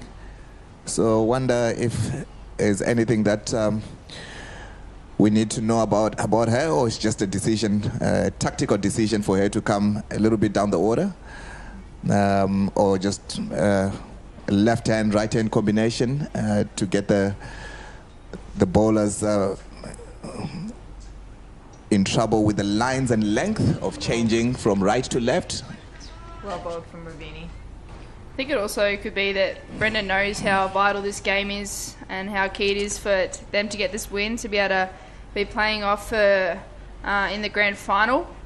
So she might have been like, you know what, I'm going to take on the big job of opening and take it on my shoulders and try and get my team over the line as well. Oh, great shot. Stepped into that nicely and hit it over the top. Both drives are up, so she knew she had the freedom. That's good aggression.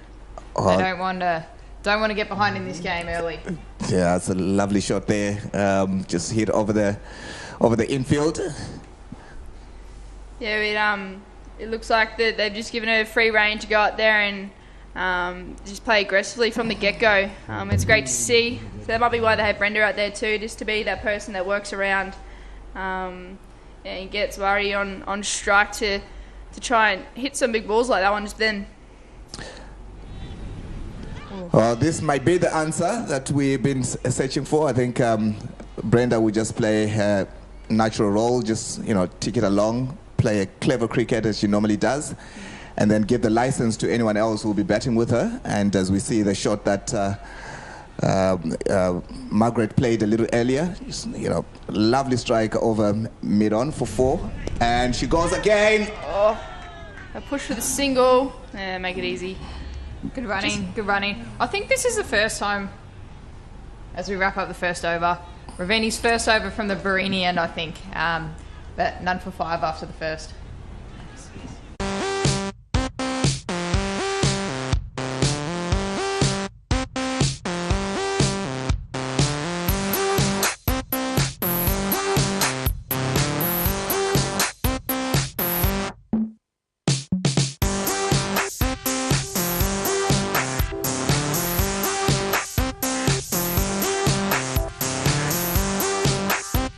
So fresh, so clean with Sunso. And starting from the Manu end is Ruth Johnston. She's really batted well in the first innings of this game, and she's opening with spin. Interesting tactic from Jimmy Sibona Jimmy. See if there'll be a bit of patches of the pitch of the new ball. And it'll be interesting to see the matchup between Ruth and Brenda. Brenda being left-handed batter, the ball spinning away. Oh, that was a Brenda wanted to take a single, but Margaret wasn't interested. And it looks like there's a bit of 10 with this new ball.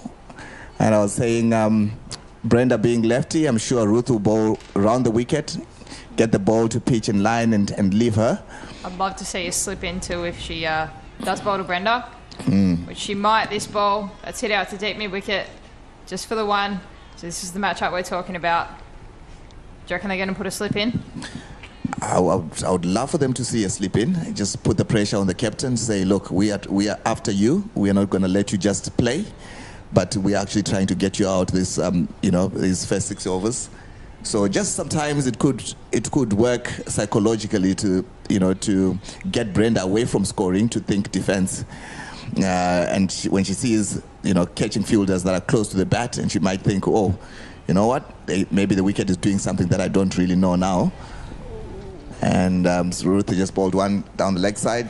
I think it can change as well a little bit. It might, put the doubt of driving anything into Brenda's mind, and then I know she's a strong sweeper, but all of a sudden she might be sweeping the wrong one, which brings in obviously LBW. She works that one around the corner. Yeah, she plays quite well, square of the wicket, and I think they'll try to get Brenda to just bat through. I'm sure the coach will say, "Oh, Brenda, you just bat through. If you bat through, you will end up on 60, 70, and then if all the other ones come in and try to hit, or just bat with her, I'm sure they'll be able to chase the score quite easily. But they have got to have a certain tactic. There must be a reason why she should have come up the order, and there is a role that she can play. She's gonna keep going over that vacant area. She's tried to hit that over long mid-on, but dragged it a little bit across towards cow corner, and it looks like she's been given the license to have a go. Yeah, just again showing that aggression, and yeah, trying to hit a long ball again. Probably dragged it around like you said there, T. But yeah, just for the one there to get Brenda back on strike. Brenda continues to sweep. Yeah, Ruth looks like she's changing up her pace a little bit. She's brought a few quicker ones and then tossed it up a little bit. But yeah, I think that's the way to go on this pitch. Looks like she's getting a little bit of turn, the one that's a little bit slower, and then that quicker one, she's skidding through nicely. Yeah. And then after the second over, the score is 11 for no loss. Morocco Motors presents the Isuzu NPR cargo truck. Now available for only 140,000 kina. Built for tough terrains and heavy loads, the Isuzu NPR comes with a 4x2 2022 manual transmission, single cab, right-handed steering, and a maximum performance output of 89 kilowatts. Isuzu NPR cargo truck, PNG's #1 truck. Visit Morocco Motors today for more information.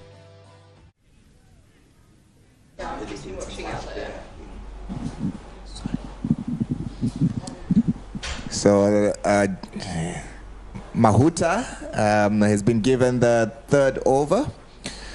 So a quick change straight away.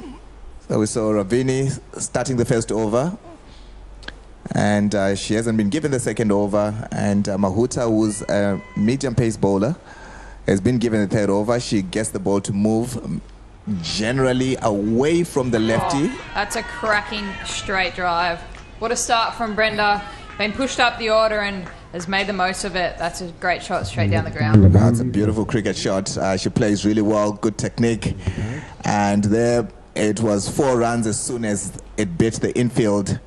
And good position, head over the ball, and just was on the floor from the time she struck that ball to the time the ball got to the boundary. Lovely cricket shot. Interesting, they've started here pushing the 2 seamers into the wind, so trying to make the most of the ball swinging, and got the spinner coming down breeze so that they're also hitting into the wind. Yeah, do you reckon that's a tactic?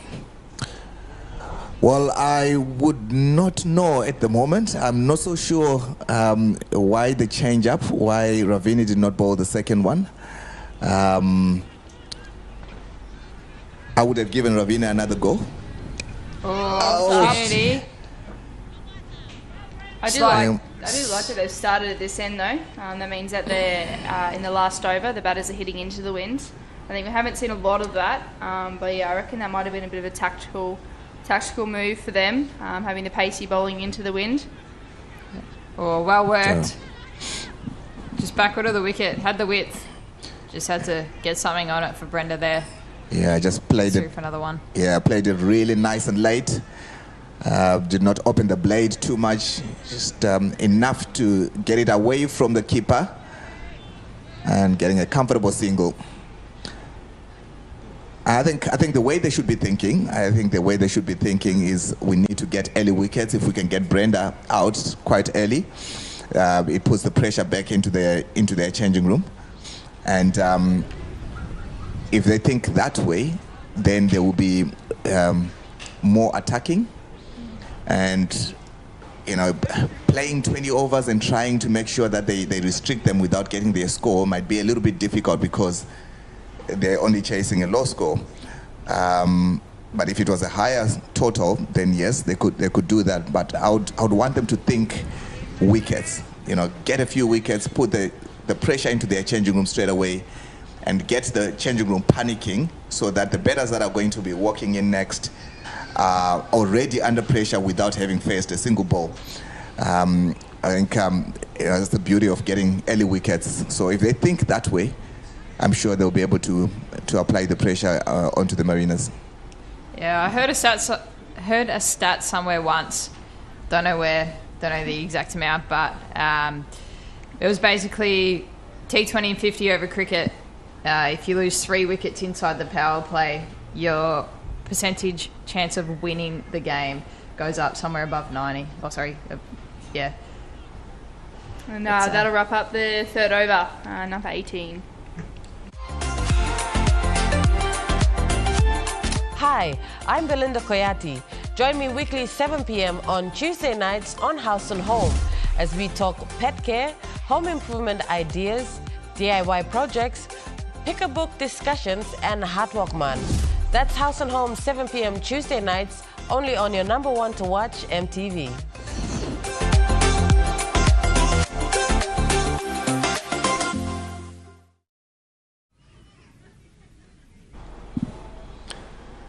As we look at the beautiful mountains here in Papua New Guinea, and Kaswari's batting lineup a bit earlier, with the highest scorer being Ruth Johnston with 41, and had a big partnership with Dadina Gaudi. And apart from that, all the other batters were in single figures. So it was the partnership that got things going for the Kaswaris. Now they have to defend. That's looks like a wide. And another change. It's been interesting bowling changes from Sibona Jimmy, just changing it around so that the batters are not used to one bowler. And Nitya Vagi has been brought into the attack. She started with a wide. She's been improving really, really quickly, Nitya. When I first saw her, she really struggled with her fielding, and she wasn't so sure about where she would be landing the ball. Now, after 8 months, she's really getting better and improving, and always keen to learn. And that's been one thing that I've really enjoyed with the groups here in PNG. Yeah, I think even within this tournament, she was probably still a bit tentative the first few days, but I think she's really settled into the tournament well, and carried some load and responsibility for the Kaswaris. Yeah, she's done really well. She's one of those. Another one. Oh! And beautifully she's bowled, bowled giving her a wrap, and she's finished it off with top of off. Oh goodness, that was beautiful. Yes. On cue, she stepped up. She knew we were talking about her, and she's turned it on there. Yeah, I think they've been changing these bowlers just to try and find that wicket. They needed it to defend this low total. But yeah, no, that was really well done. It's great to see. Yeah, so Margaret Worry departs for 8 after 11 balls bowled in Nitya Vagi. And she was the one who was the aggressor. She was going to go after the ball, and just lovely. It's a good sight when you take off off stump and the bell stays on. The middle and leg bell stays on. You're showing off then, I reckon. And that's just a lovely sight, isn't it? It's funny, I don't think it matters what cricket you're playing, but your best ball's top of off. Indeed. Who'd have thought? Yeah, so you got the Kaswaris getting together. Just a few words of wisdom by the skipper, Sibona Jimmy. And she's kept them guessing. She's changed the bowling. I think it's looks like she's kept herself away from the power play. She normally bowls in the power play. If she's not playing in the same team with Jean Thomas, because Jean Thomas normally bowls with a new ball. And we've got Brenda Ellie joining Brenda Tau onto the crease. And she's got 32 runs so far in 5 matches. Should want to get more runs in this match to register a win for her team. They had a bit of a partnership yesterday with the Brenda Tau. And they'll be looking for another partnership to register a win for their team. Yeah, the two Brendas, they bat well together. Yeah, like you said, Steve, we saw their partnership yesterday, and they did really, really well. It was good cricket to watch. But yeah, it'd be interesting to see if they can keep that momentum going into today's game. Yeah, they communicated so well when they were calling, and there weren't a lot of indecisiveness. It's like it was in the name. The calls were spot on. They ran hard, and they knew when they were going for 2, and they would want a repeat of the same in this game against the Kaswaris. Yeah, they were definitely synced up. Bit of telepathic communication, you reckon? Yeah, like you said, it's in the name. Brenda to Brenda. Yeah. That's a wide down the leg side. Anitia is just bowled. She's bowling well. Just the straight down the leg side, but she's bowling well. She's, going through the crease nicely. Good run up. I would love to see her follow through a little bit longer. Seeing her poise herself and refocusing after every ball. That's a lovely ball from Initia. Just a play miss by Brenda Ellie. She'd be one of the quicker ones in this comp at the moment, do you reckon? Yeah, she's really improved, and she's bowling a bit quicker. She's getting the ball to go through. And she's only young. I think she played under 19s last year or just early last year. And she works hard. She's keen to learn. She's disappointed with herself there. It was a tight call, just right by the border of that line. And if she can just refocus, just let it go, come back again. Seems to be struggling about something. She's hobbling a little bit on her left ankle. I'm sure it's not something major to worry about. I think she might have been hobbling on a little bit yesterday too, but she's obviously a tough girl, and she's pushing herself through it. It'll be good to see her finish out this over well. Yeah, it's another dot ball, another good ball, just bowling straight.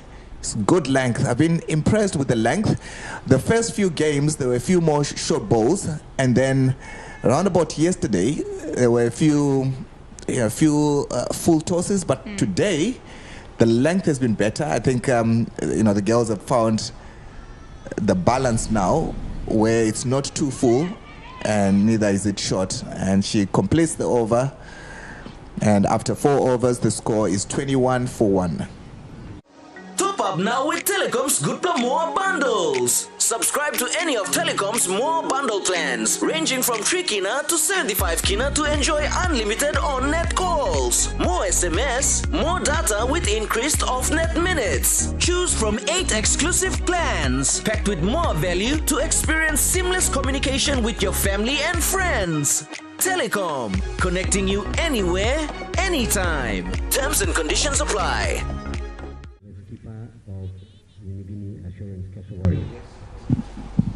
We come back into the 5th over.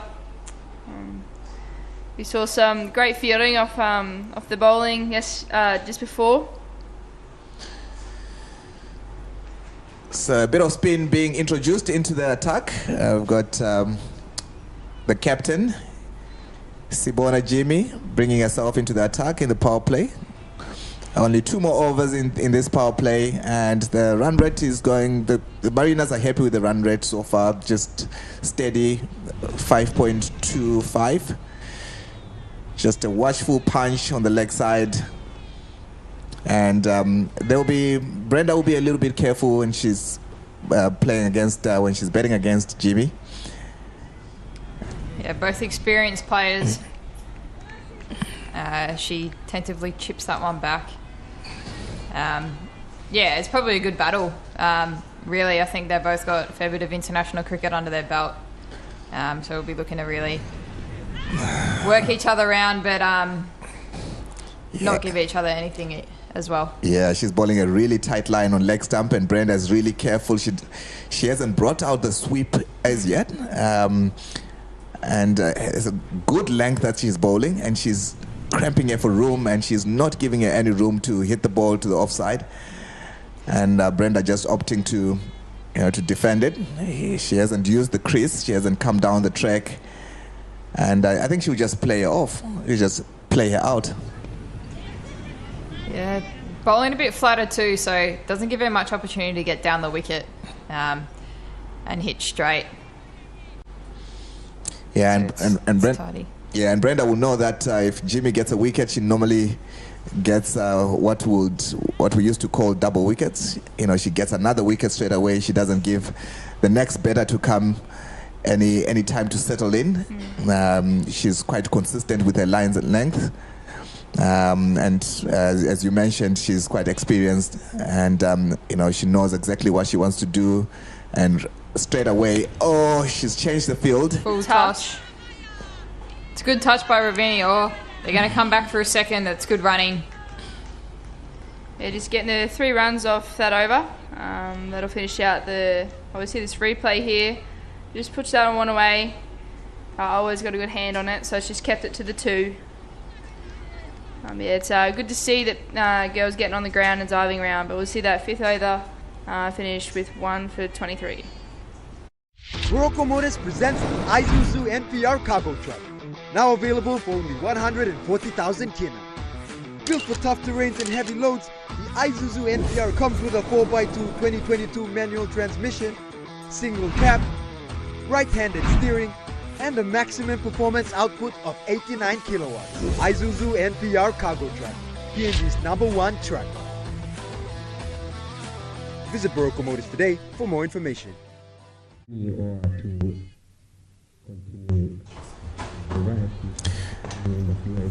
As we see the batting, but the Mariners continuing into the commentary box is Patricia and Kenneth.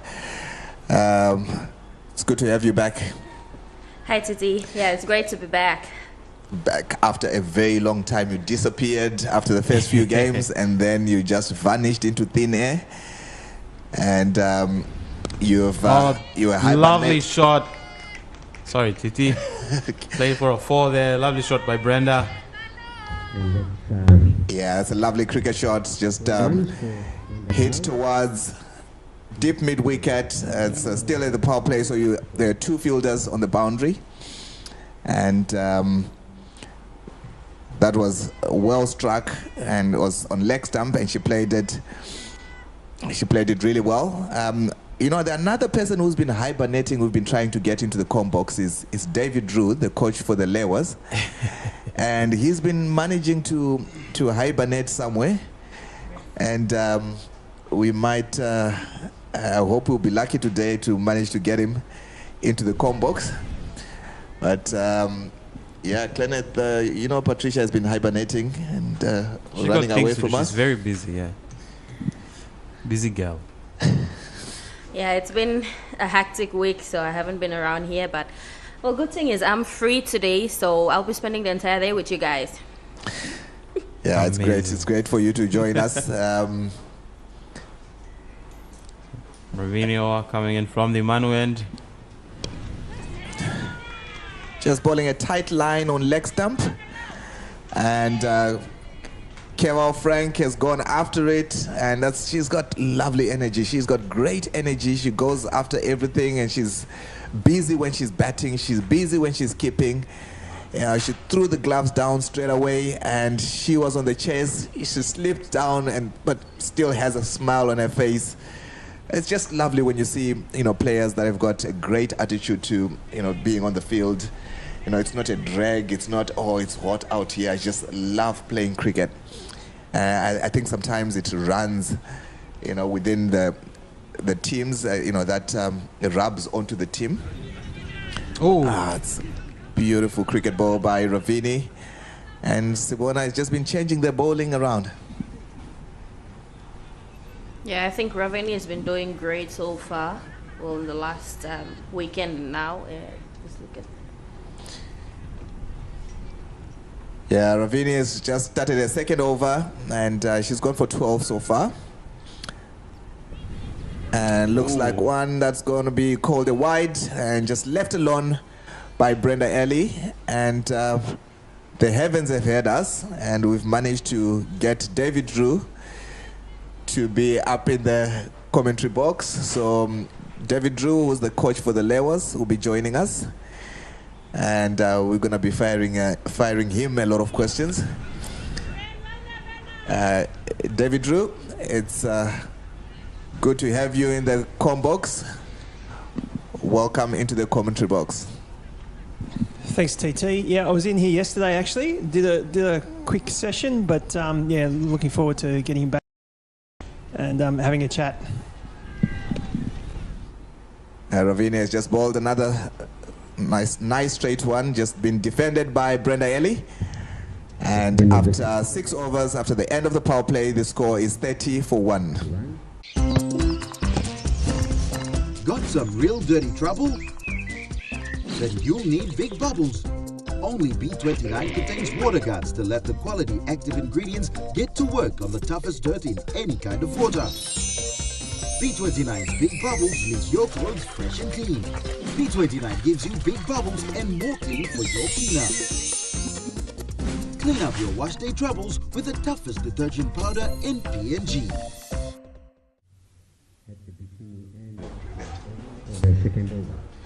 The power play being signaled, and it's the end of the power play. It's not that it's really been put into effect. I think they've just decided it's a low score. They're just gonna, play it carefully. Ruth has been brought back again. Just what do you think the tactics are here with Jimmy, with Sibona? She's just been giving one over, changing it, another over. Is it just so that they don't get used to one bowler, or is it something else? Yeah, I think it's just the one bowler theory, and it's working well. Oh, and there's a wicket.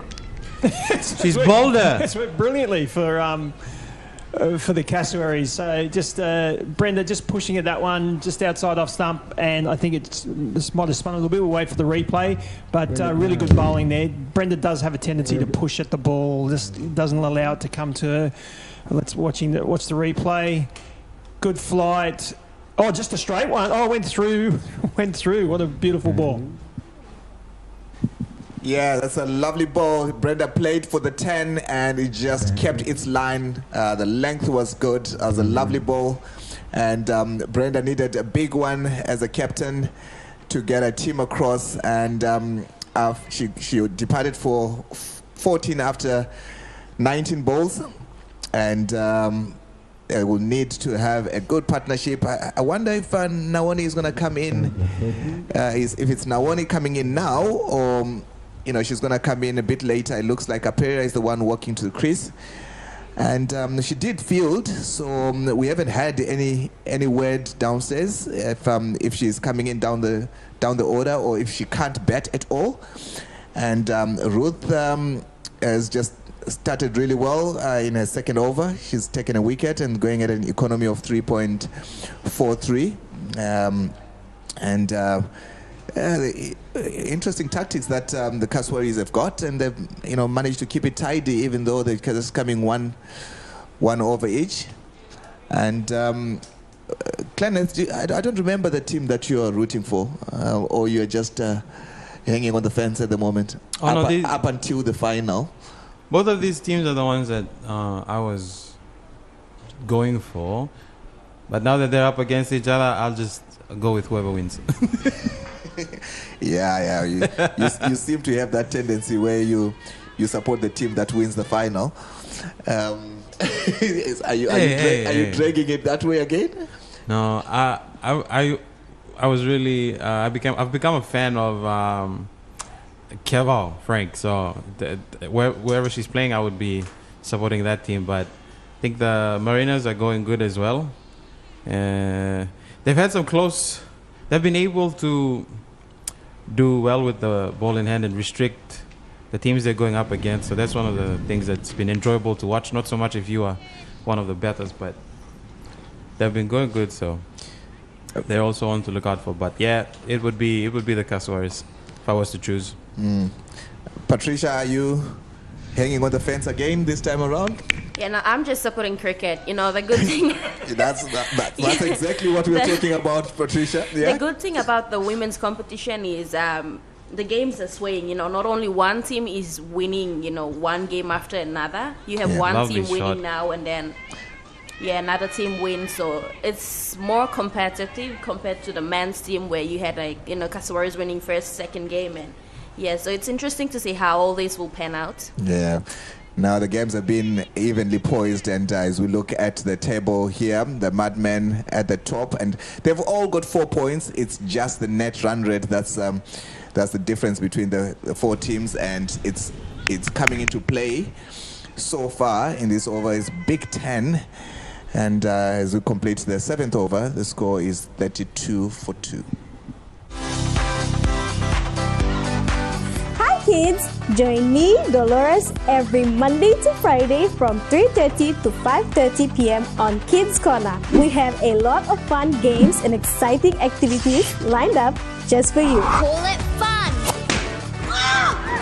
Only on your number one to watch, EMTV.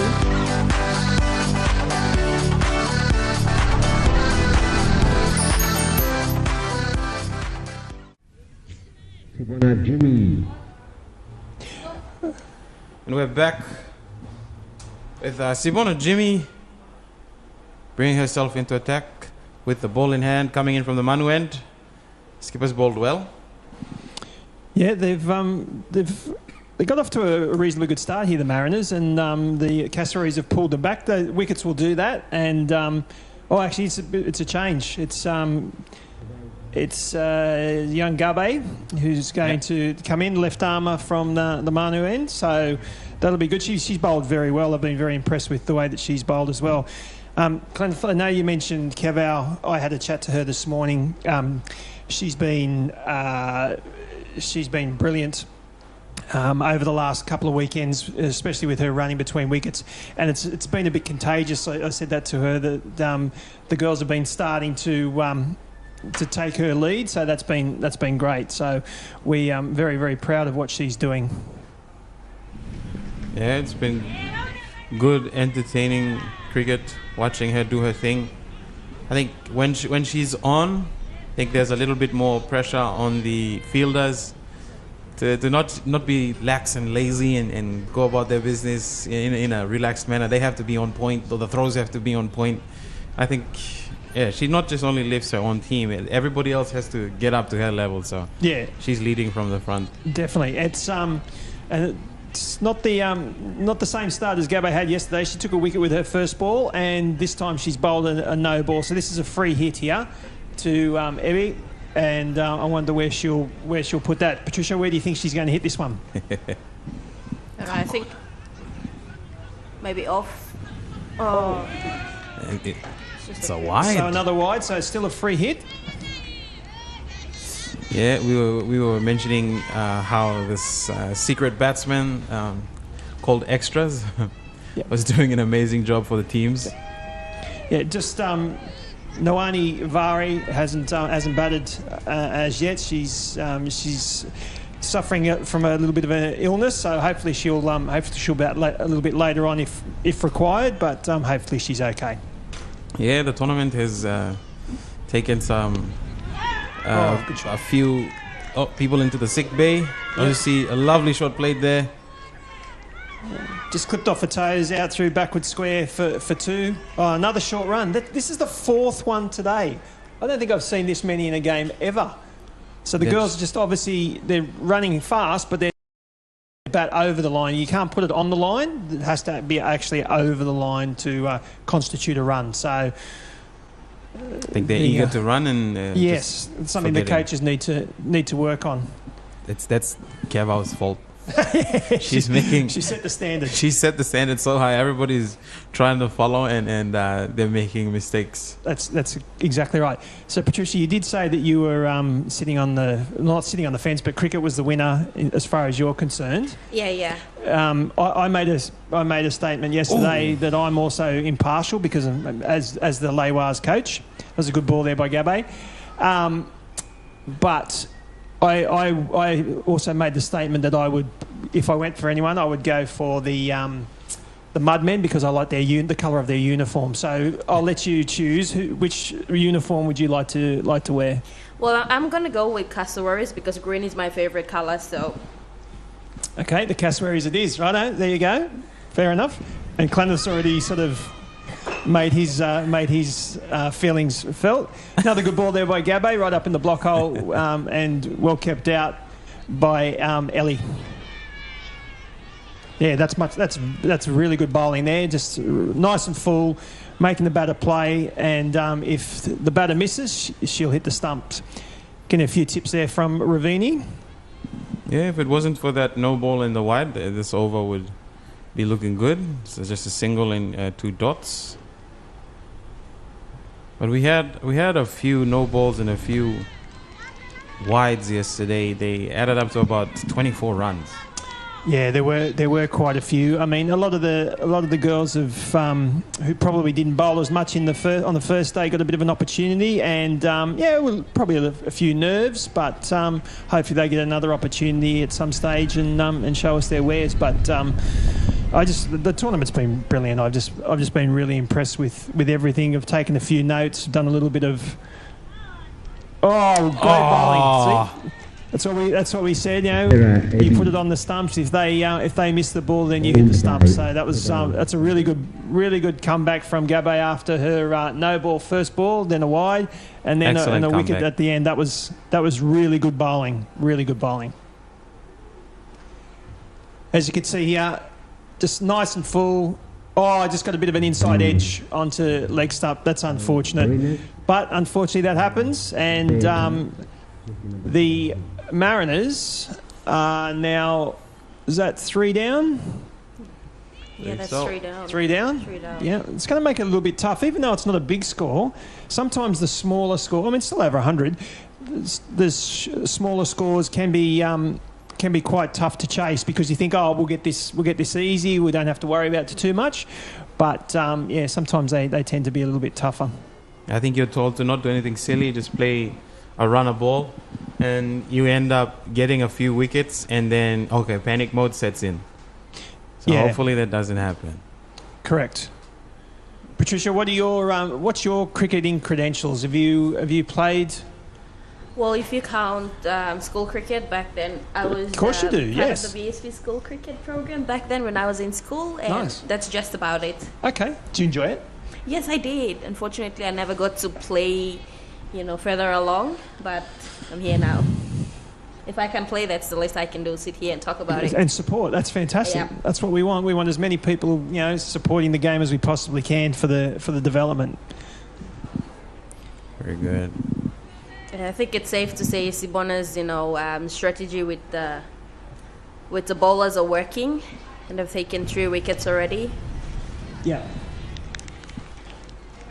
And I think that's the end of the over. Yes. Well done. That's a really good finish. Really good finish there by Gabbe. It's 3 for 36. Morocco Motors presents the Isuzu NPR cargo truck. Now available for only 140,000 kina. Built for tough terrains and heavy loads, the Isuzu NPR comes with a 4x2 2022 manual transmission, single cab, right-handed steering, and a maximum performance output of 89 kilowatts. Isuzu NPR cargo truck, PNG's #1 truck. Visit Barocco Motors today for more information. End of the park.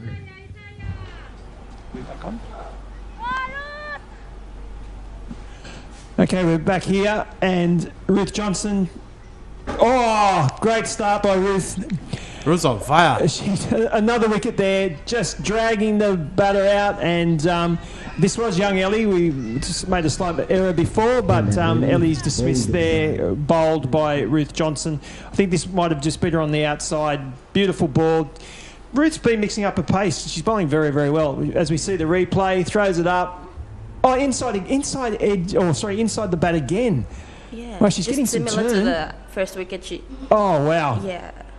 Top of off, and I heard you mention before too the leaving the bail between middle and leg stump on, and once again she's done it beautifully. So she's had a really good game. Ruth batted very well in the first innings. I was very impressed with the way that she hit the ball, and then to come out with the ball and get a few wickets, that's really good.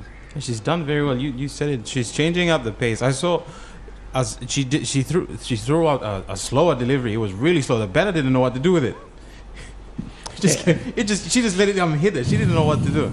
So I think she's changing up her pace really well. Yeah. And she's gotten 2 wickets so far, I think.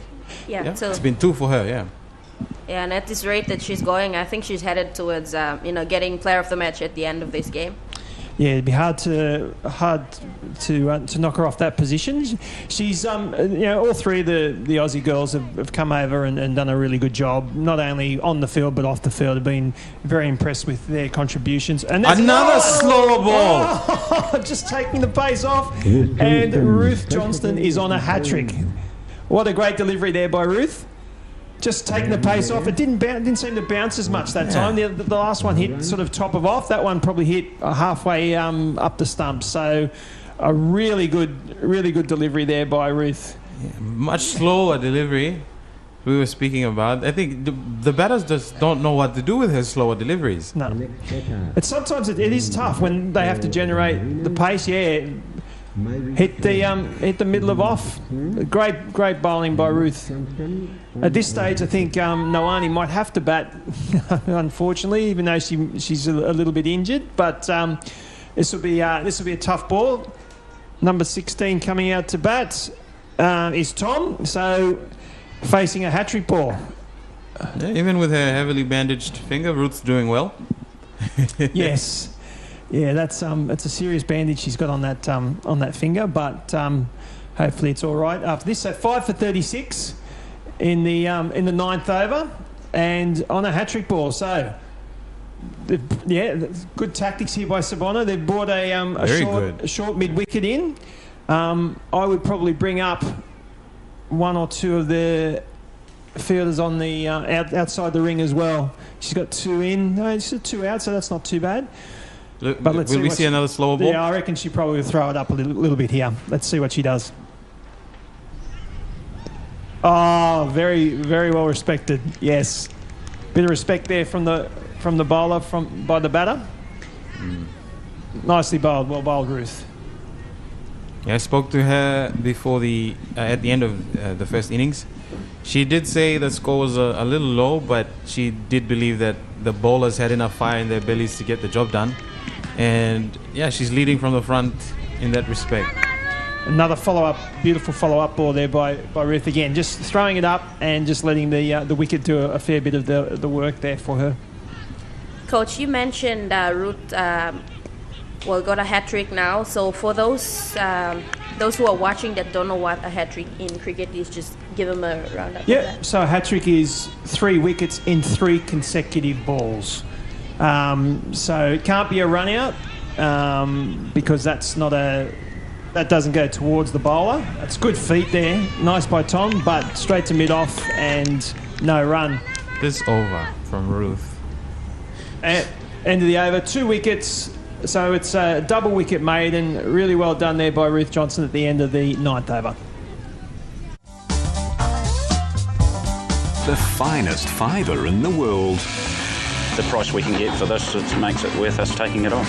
Man and machine working the high country. We don't just live on it, we live with the land. So it's like a little gold mine for the microorganisms in the soil.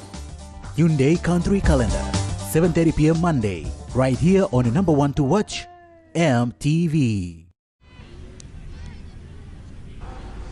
And we're back with Gabe back in the bowling attack. She's coming in from the Manu end with Thomas on strike. Ooh. Looks like wide down leg side. Again. Just losing a little bit of control. Just going back to your question, Patricia, on the hat trick, you can actually get that over 2 overs as well. So if you get a wicket or 2 wickets in your last 2 balls, and then you go off, and then you come back, and your next ball, if you get a wicket on the first ball, it's still a hat trick, but you can't carry it over games. Okay, it has to be consecutive. Yes. So in this, it'd have to be in the one innings as well. So yeah, they're hard to get, hat tricks, very hard to get. Good swing out there by Thomas. Hit out to deep backward square, and just a single. It's 5 for 38. Yeah, the wickets have really slowed the momentum here. So the run rate's dropped quite dramatically.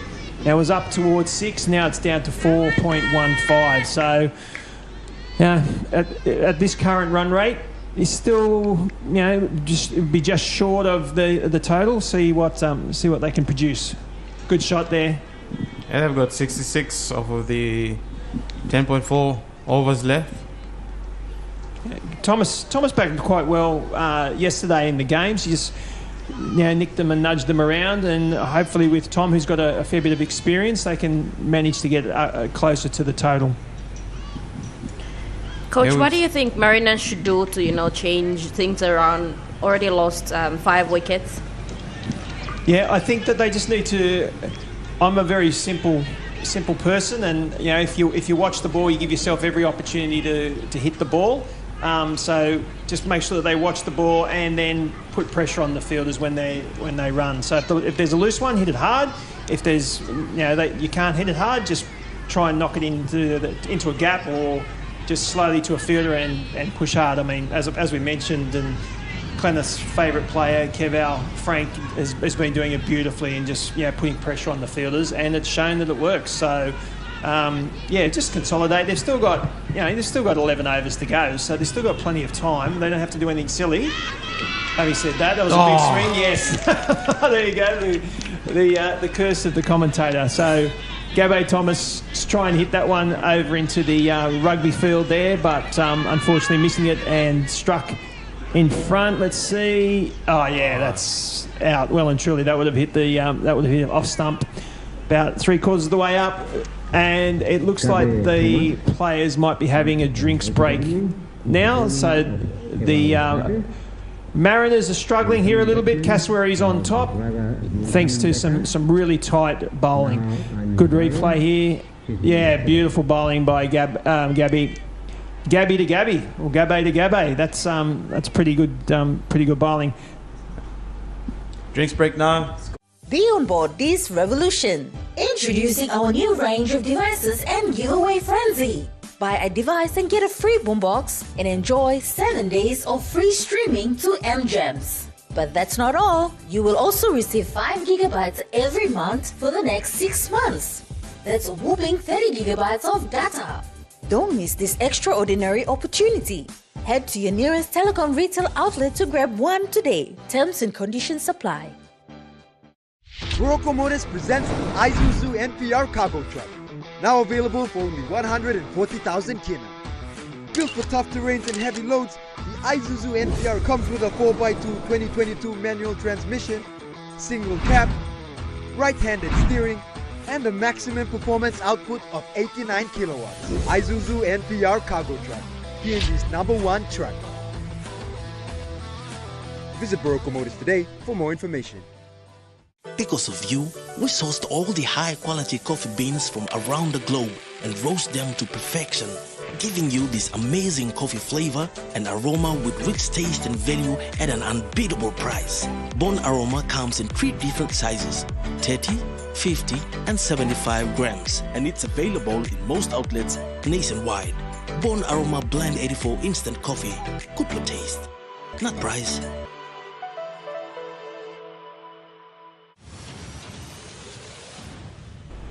We're back from the drinks break. We had both coaches out there just speaking to their teams. Coach, what do you think the Mariners coach was saying to her batters? Stop getting out. No, I just think, like I said, there's still plenty of time. Noani Vare has just come to the crease, even though she's carrying a little bit of an injury. But she's very experienced and will definitely do a good job with the tail end here. But they just need to occupy the crease a fair bit. As we see through the. Look through the bowling scorecard. 3 wickets there to Ruth Johnson. 3 for 6 off 3 overs. That's an outstanding effort. And then some. If you can't get them out, knock them out, as Kevo just showed. And young Gabbe 2 for 7 off her 1.5 as well. So some really good bowling there. And as you can see, there's quite a mix. So there's 6 bowlers used, and there was I think there was 6 in the power play as well. So looks like Johnson's back into the attack.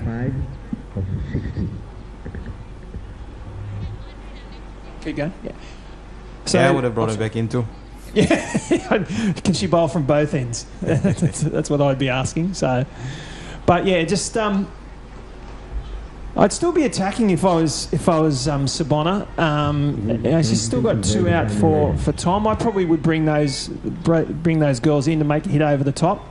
Especially with Johnson bowling so tight, just get her to take a little bit of a risk. You see the non-strikers, and Noani was backing up quite considerably then, just to try and get a single, and she knows that she needs to be on strike to get the bulk of these runs. So throw it up. It's in the air. Ravini just puts it down. Would have been a good catch. Got a little bit aerial there. Bit of a smile on her face there. She knows she could have taken the spec and would have been on the highlights reel. Yes. Yeah, she good reflexes. She was quick. She was on it. She just couldn't reel it in. Stepped forward nicely. That's a good shot. Just hit into the gap. And that's smart by Tom. That's what she needs to do. She needs to get Vare on strike. And as I said, she needs to get the bulk of these 64 runs. You reckon Ruth's going to take another wicket? Well, the way she's bowling, she will. It might be a little bit tougher against Vare, but I've just put the commentator's curse on Noani, so it'll probably happen. Ooh. Down leg side, well taken by Kev too. Kev, we talk about her running, but I've been really impressed with the way that she's been keeping as well. She's the Lewa's second keeper, and the work that her and Brenda Tao have done at training and whilst we're on tour has been exceptional, and Brenda's been a real guiding light for Kevau in the wicket keeping aspect, which is great too. So 2 runs there, just squeezed out behind backward point to Noani, and that's ticking the score along. As I said, she scores quite quickly, so they could pick up the pace easily, but she just needs to make sure that she's there. Yeah, we saw how easily the game could swing when the Cassowaries were down and then Ruth came on, started smashing them left, right, and then they just came right back into it. So hopefully Noani can do the same for her Mariners. Yeah, it's amazing. It's only a 40 over game all up, but it just ebbs and flows, so much. It's quite incredible that for a short game it changes, and that's the end of the over, and that's the end of Ruth's spell. Very well bowled by her. It is 6 for 44. Morocco Motors presents the Isuzu NPR cargo truck, now available for only 140,000 kina. Built for tough terrains and heavy loads, the Isuzu NPR comes with a 4x2 2022 manual transmission, single cab, right-handed steering, and a maximum performance output of 89 kilowatts. Isuzu NPR cargo truck, PNG's #1 truck. Visit Morocco Motors today for more information. I think that's Gabe, not Keva. Oh, and she's bowled. She's bowled there. Really good bowling by young Gabe. Yeah, So Vare. wow. The person that the Mariners' last hopes would have been resting on has been bowled brilliantly by Gabe. Her first ball was a no ball, and now she's picked up 3 for 7 in her. Oh, that's beautiful. Just went outside of her bat and swung in. That was very well bowled there. So Noani Vare, 3 from 6 balls. Yeah, it's going to be tough now. 7 for 44. It's going to be real tough here for the Mariners to get close to the total. Beautiful bowling. Noani trying to use her feet, trying to do something a little bit different, but just, you know, once again, you miss, they hit. So very well bowled by young Keval Gabe. She was feeling a bit ill, but she was brave for her team.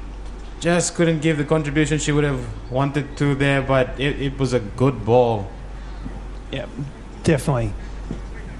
So brings out Baruka Vicky.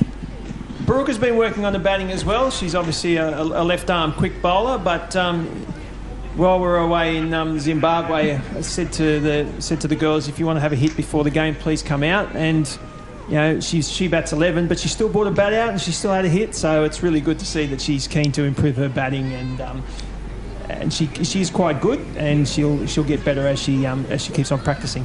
Yeah, she's quite good with that left arm when she's bowling. Yep. I've been very impressed with the way that she's bowled in this tournament. Oh. Again, a little bit of swing, just missed there. I was giving Keval Frank a bit of a rap, and then she just fumbled that one. But with that, Gabe, 3 wickets, 7 runs in her third over. Great economy rate there of 3.23. Anything below 6 in this format is brilliant. So she's done exceptionally well. Oh, she's bowling tight, not giving him too much width. Appeal goes up, but the umpire's having none of it. At least he didn't scratch his nose. I think Sabona's just trying to trick the umpire. I think she wants an early lunch. Yeah, but looking at the rate they're going, they're bound to end the game in the next few overs. Yeah, it's beautiful. Nice tight bowling there. Yeah, so still the run rate required is now up to 7, so it's going to be tough.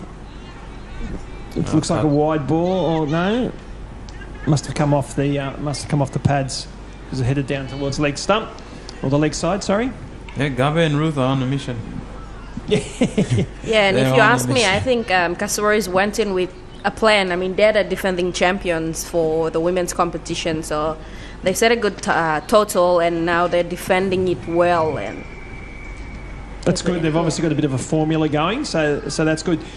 And you can help me out because obviously this is my first experience with the smash. Do the team members stay the same year in, year out? So has Sabona always been a cassowary? Has Brenda always been a Marina? Is that no? So that's changed a little bit? That's changed. Okay. Last year they had the same 4 teams. The name of the teams remained the same, but the players changes. Right. So yeah. Okay. So they have different players in each of the team. Yeah, okay, right. Well, a quick single here. Oh. Sabona just couldn't. Had to pick that up. That would have been interesting. Sabona had to pick that up cleanly. But that's good. That's what you want to do. You want to put the pressure on. So well done there to Baruka. At the end of the 12th over, 7 for 45. Because of you, we sourced all the high-quality coffee beans from around the globe and roast them to perfection, giving you this amazing coffee flavor and aroma with rich taste and value at an unbeatable price. Bon Aroma comes in 3 different sizes, 30, 50 and 75 grams, and it's available in most outlets nationwide. Bon Aroma Blend 84 Instant Coffee. Good for taste, not price.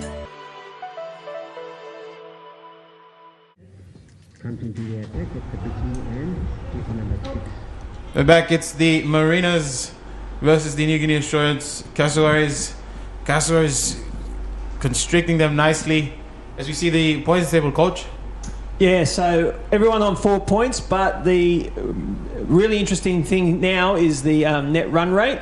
Mariners were up a little bit and now have dropped back slightly. So obviously, if the whoever wins this will get 6 points, so that they'll move on up to the top of the table. But the net run rate is really, really important. Wickets and runs, and what you and how quickly you actually score those runs and take those wickets. So if the Kassaries take the wickets well within the 20 overs, their net run rate's going to improve incredibly. So really good bowling here by Mahuta. Nice and tight as well, so she's backing up what Gabbe's done. So yeah, very, very interesting. And I heard the commentators before saying that they haven't seen a points table like that in a long time, and it's very, very congested. So Patricia, as you said, cricket's the winner here, and all the teams are well and truly on the same point. So you were probably the closest fan to get that. Yeah, and I think it's interesting when you have games going like this where not only one team is winning consecutive games, but you have the results vary from one game to another, and it makes it all more interesting and competitive, and that's what we love to watch. Yeah, exactly. You don't want one team to run away with it, or one or two teams to run away with it, and it's exciting. It could come down to the last game tomorrow to see who actually plays in the game for 1 and 2 or 3 and 4. So yeah, very exciting. Yeah, definitely. And it's T20 cricket, so anything can happen, like we've seen in the past couple of weeks. Exactly right. Imagine tomorrow and everybody's on 6 points. And it'll go on the net run rate. So it's how quickly you score the runs, how many wickets you take, those sorts of things. So it'll be very exciting. I'm glad I'm not doing the calculations, because I have to take my shoes and socks off to keep counting. The toes and the Yep, that's correct. Fingers. Yeah, some good bowling here. So, like I said, wickets are really restricted, and the run rate required has gone up to 8. So they need 59 off 7.1. Still very doable, but they'll need to start hitting big. Yes, very, very quickly. Yeah, taking a few chances. Oh, that was in the air. Oh! Good chip there by Baruka. She was just short. She wanted to pull off the spectacular there. She hung the hand up. I think that was Jimmy in there, Savannah in there. Yep. I think she just faked an injury and fell over. So that's the end of the 13th over, and the Mariners are 7 for 46. It's almost time to crunch and munch on Kai Time. If you're a warrior in your kitchen and wanted to be featured in the show, send us your video. The sky's the limit. It could be a family recipe, it could be a secret recipe, it could even be a simple recipe, just adding a few touches to make it special. Send us a video of your best recipe creation today, and we'll feature it on Kai Time.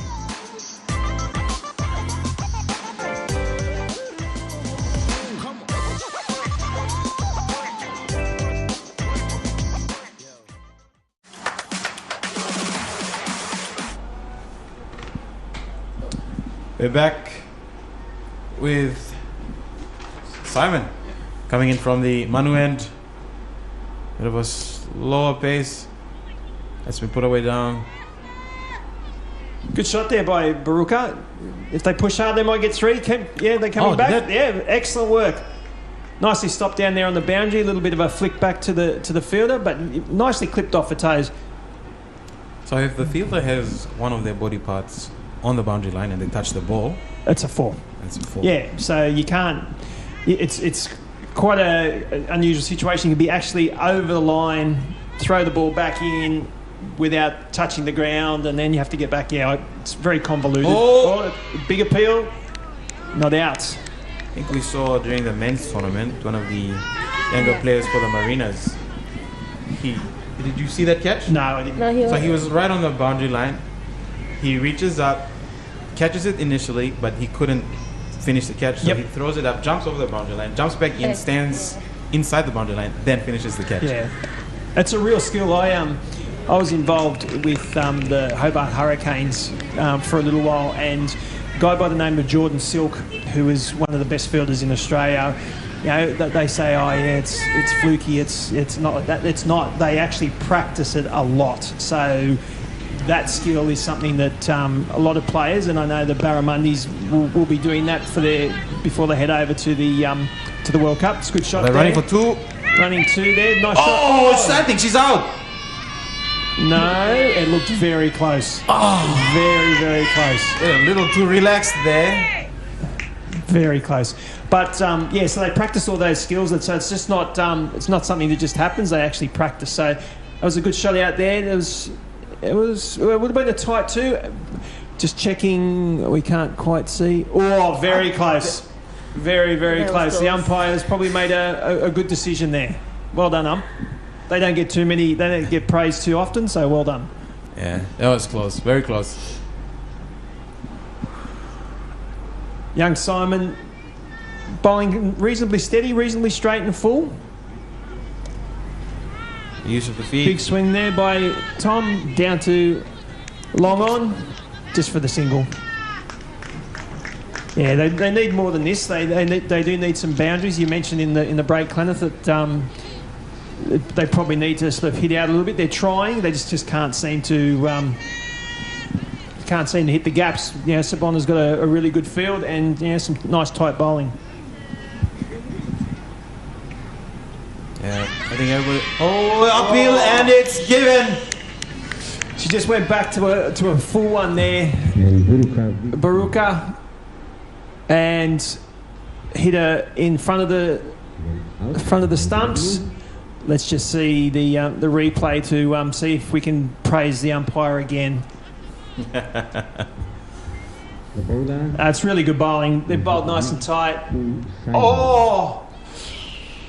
To say that it might have been just a fraction outside the off stump, but I've told all the players that I've worked with, the umpire's decision is final and you can't change it.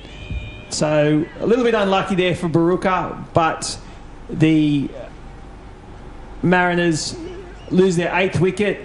You can see that it sort of pitches outside. Yeah, it's tough because she was moving. So benefit, as I said, the umpire's decision is final. Yeah, just as you were praising the umpires. Well, see, commentators curse. I cannot give anyone some praise. The commentators can't give anyone praise. We can't even give ourselves praise. Oh, we're doing really well, and then we'll make an error. A royal one. Yeah, usually swearing, Clenneth, is something that we won't go into anything in that regard. Yeah, now we saw. I think we're seeing great bowling from the Cassowaries. And that's the end of the over too. So Mahuta's coming back from the Bassini end. It's 8 for 52. 52 runs needed. Oh. Great bowling. She's gone. She's bowled her. Yeah. Tom dismissed. Just bowling stump to stump there. It's been the highlight of what the Cassowaries have done in this innings is just bowl stump to stump.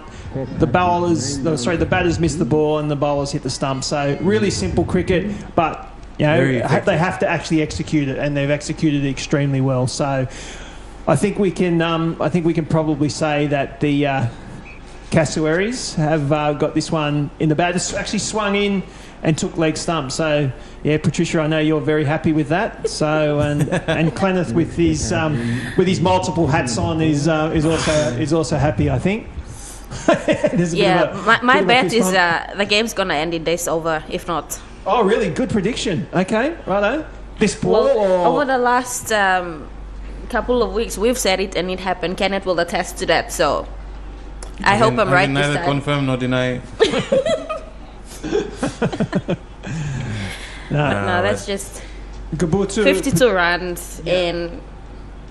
Yeah, they've just bowled really, really well. They have, and they've bowled and they've fielded really well as well. I don't think there's been there's one drop catch, and that was a really tough one there by Ravini. So that would have been in the highlights reel. But let's see. So come on, Patricia, if you want. There's 5 balls left. Which ball is going to get the wicket? It could be any one of them. A little slower there. Oh, not that one. Righto. Okay, so you can either have the 3rd, 4th, 5th or 6th. You've got to make a decision. You can't just say any one of them. I don't want to jinx it. Come on. Don't sit on the fence. I think she's learned a few lessons from watching you. I'm going to go the 5th. Yeah, probably the last ball. Last ball, okay, righto. Oh, that's a good shot. Oh, well fielded there off her own bowling. That's the third one. That's the. Have you seen a game where it comes down to moments like this, where you have just one last wicket left and the team was able to turn the tide around? Absolutely, yeah, absolutely. The last wicket have often come through with the win. So yeah, you can never count them out, but requiring almost 10 runs per over is quite tough for your number 10 and 11 batter. So that's why the top order needs to do the bulk of the scoring and not leave it up to them. But it's just, as we said, the bowling's just been relentless. The tail-enders aren't really the best of the batters. So I think if somebody just came out and just thought, you know what, I'm just going to do it. I don't care. I'm just going to start hitting. And then somehow they just magically hit all the balls. Yeah, that would be fun to watch. There's my prediction gone. So this is Patricia's. Oh! Wow, close. So Yeah, wicket close. maiden there for Mahuta, really well bowled. And at the end of the 15th over, the Mariners are 9 for 52. Morocco Motors presents the Isuzu NPR cargo truck. Now available for only 140,000 kina. Built for tough terrains and heavy loads, the Isuzu NPR comes with a 4x2 2022 manual transmission, single cab, right-handed steering, and a maximum performance output of 89 kilowatts. Isuzu NPR cargo truck, PNG's #1 truck. Visit Morocco Motors today for more information. It's young Simon back into the attack for the Castle. She's coming in from the Manu end. She's bowled well. She's got 1 wicket. Oh, appeal! Oh, that was close. It was only 1 or 2 went up, but the umpire's hand stayed well and truly down beside his leg. No, going down leg stump. Leg side, sorry. Some of the, I think the girls earlier were asking why the girls on the field never celebrated when they got the wickets. I think it's just because they all know each other, and it's sort of like it's apologetically going about it. When you get the wicket, you go and apologize to your friend because they most likely know each other personally outside of the game as well. So. I've seen a couple of high fives and back slaps for players who have gotten out. So it's very friendly out there. But I'm sure come next weekend when we've got the finals and playing for places and a bit of pride, the competitiveness will definitely come out. That was a wide there by young Simon, who's bowled reasonably well, taking 1 wicket off her 2 overs. Oh. Outside edge, just going down to third Running man. away. Yeah. It's picked up down there cut off by Gowdy, and a good throw in and 2 runs to the score. I think it would be the opposite for me. If I didn't know you, I'd be polite. But if I knew you, or you copping it. If I get you out, you're I think you do that. Yeah, the sledging amongst there's no worse person to have than a friend in the opposition team who just sledges you the whole time. You know, you'd rather a million enemies. Another wide there to young Simon, but yes, it can be. That's why when we asked Ellie and Ruth a couple of times about the banter that they have out there, it's they're very nice to each other, which is quite unusual. But I'm sure there's plenty that they don't tell us. Yeah, Ravini just going over and having a few words with young Simon. I think it worked. Yeah, definitely worked. Beautiful bowling. Just nice. And the ball has, the girls have mentioned that the ball's been swinging for the entirety of their innings. So it's unusual in this sort of cricket that the ball actually still swings. But sure enough, it's still swinging in the 16th over. Why would it be unusual? Because usually the makeup of the ball, so they normally use a Kookaburra ball. This one's a wax sports ball. That the lacquer and the shine on the ball sort of wears off, but this one's a little bit harder, a little bit different material, and it's just swinging more. And the girls tend to bowl a little bit slower, so it will swing a little bit more as well. Right. There you have it. Oh, nice and tight again, young Simon. 9 for 57 here, the Mariners. Where did the names come from? Where did they... does anyone know the origin of why they're called what they're called? I'm not sure. I'll probably have to ask. Yeah, we'll have to ask. Maybe Lakani would be the right person to tell us. Yeah. Surprisingly, I don't know either. 9 for 57 after 16. Hamamas want them Telecom's Good Plum mobile data plans. With 8 exclusive mobile data plans to choose from, select a plan that best suits your budget. You can purchase a plan for as low as 3 kina for 1 gigabyte of data valid for 24 hours. Or receive 130 gigabyte of data valid for 30 days for only 150 kina. Telecom, connecting you anywhere, anytime. Terms and conditions apply.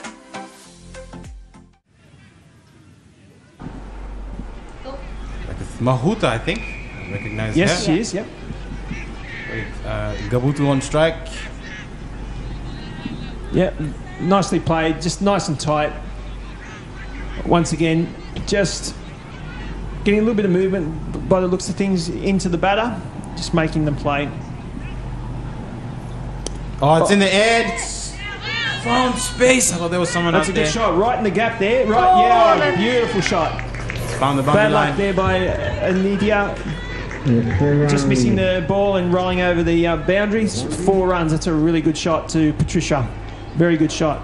Yeah, it looks like the Mariners still have some fight in them. Definitely.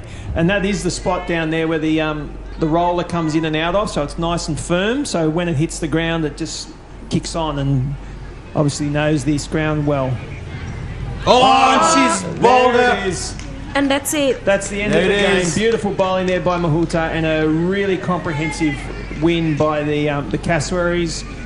Excellent work. Good fielding. Good captaincy by Savannah Jimmy. But Lovely decision making. yeah, the 3 wickets by Ruth Johnston and by young Gabe were excellent. Yeah. Cassowaries winning by 42 runs. Comprehensive, coach? Yeah, very comprehensive. Yeah, just they took the early wickets and just never let up. So there's the batting scorecard: 14 to Brenda. Was the top score. Extras was also 14. I heard that mentioned the other day, being top score. So once again, equal top score, but never really got into the innings. Unfortunately, the Mariners, and as I said, comprehensive win by the Cassowaries, who bowled and fielded very, very well. Now we look forward to our next game. As we can see, the players come onto the field to shake hands and congratulate each other. So the Cassowaries are the first team to move to 6 points in the table. So they don't really need to worry about their net run rate at the moment, but I'm guessing it's going to be reasonably good considering they bowled them out for 60 in the 17th over. So really well done by the by the Cassowaries. Mariners will just have to go back and do a little bit more, see how they come back tomorrow against their opposition. And as you can see, there's the bowling figures. Ruth Johnson, 3 for 11 was the standout, and young Gabe, 3 for 8 off 3. 2.67 economy rate, which was fantastic. They all contributed, which was really good. So very, very pleasing from the Cassowaries.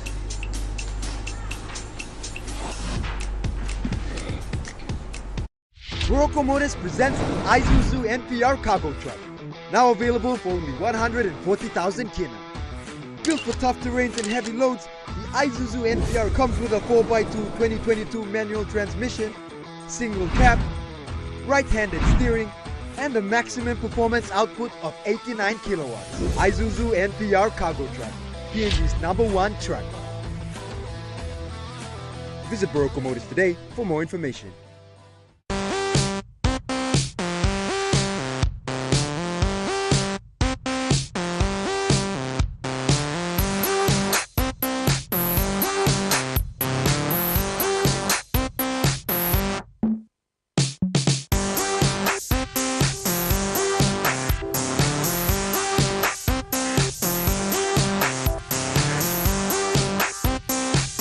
fresh, so clean with Sunso.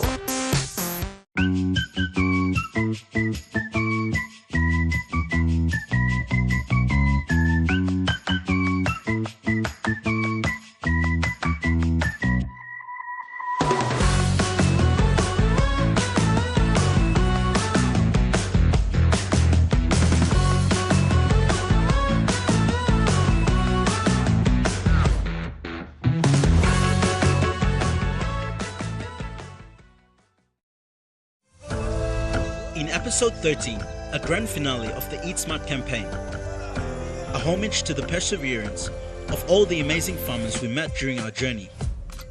Incredible produce showcased in exciting dishes by Jules Henna at locations that celebrate the culture and the beauty of Papua New Guinea.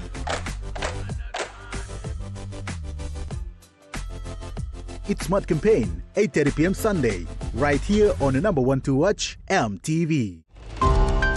How effective have you found the crime prevention and deterrence mechanisms in Papua New Guinea?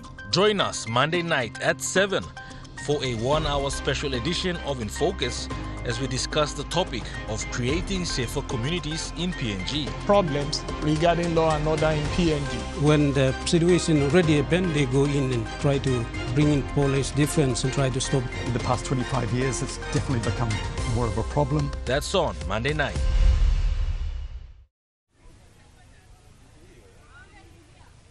Welcome back to our mini park. I am here with the Marinas captain. Almost called you the coach. You guys had a tough match today.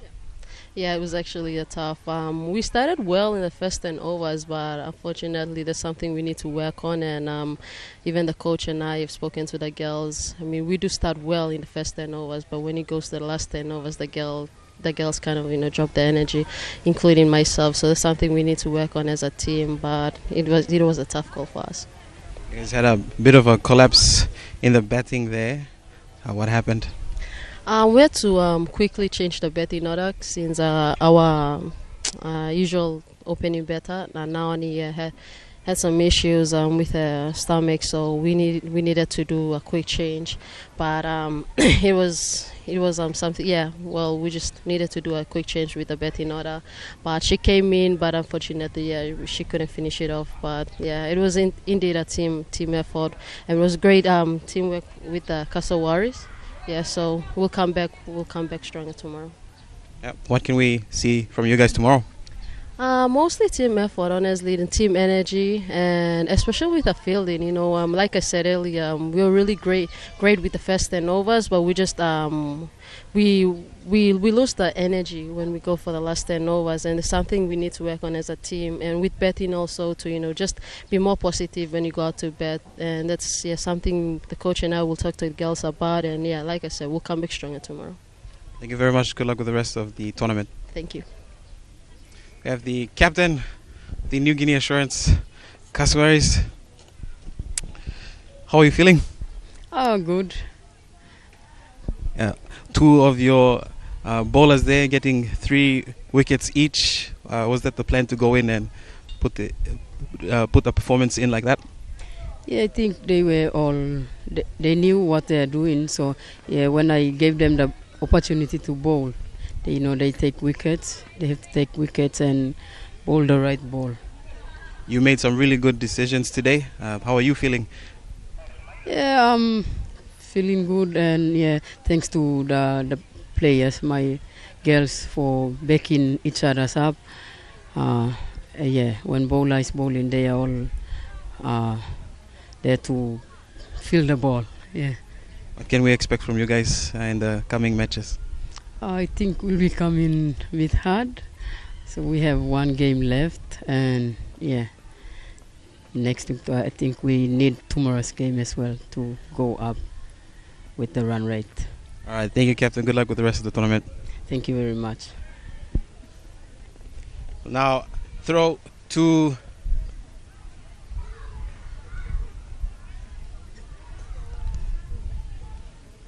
we have the player of the match here with us now.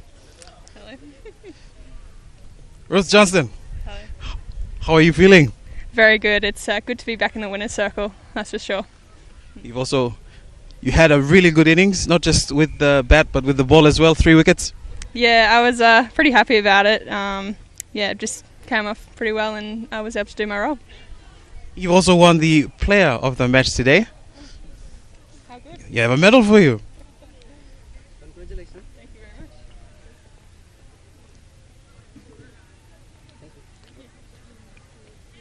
Yep. What can we expect from you and the Cassowaries in the coming matches? Hopefully a lot more runs scored. Hopefully can be a bit more consistent with that and taking more wickets and just helping the girls out and leading on the field. Have a bit of a rest up. Good luck with the rest of the tournament. Thank you. That's been it from us here on the ground. Thank you, Clenneth, down there with the player of the match and the 2 captains. We'll just go through the highlights of today's game. The points table sees the Cassowaries on 6 with a net run rate of .21, leading the table. One of the either the Black Bass or the Mudmen will join them shortly. Good afternoon, and we'll see you for our next game.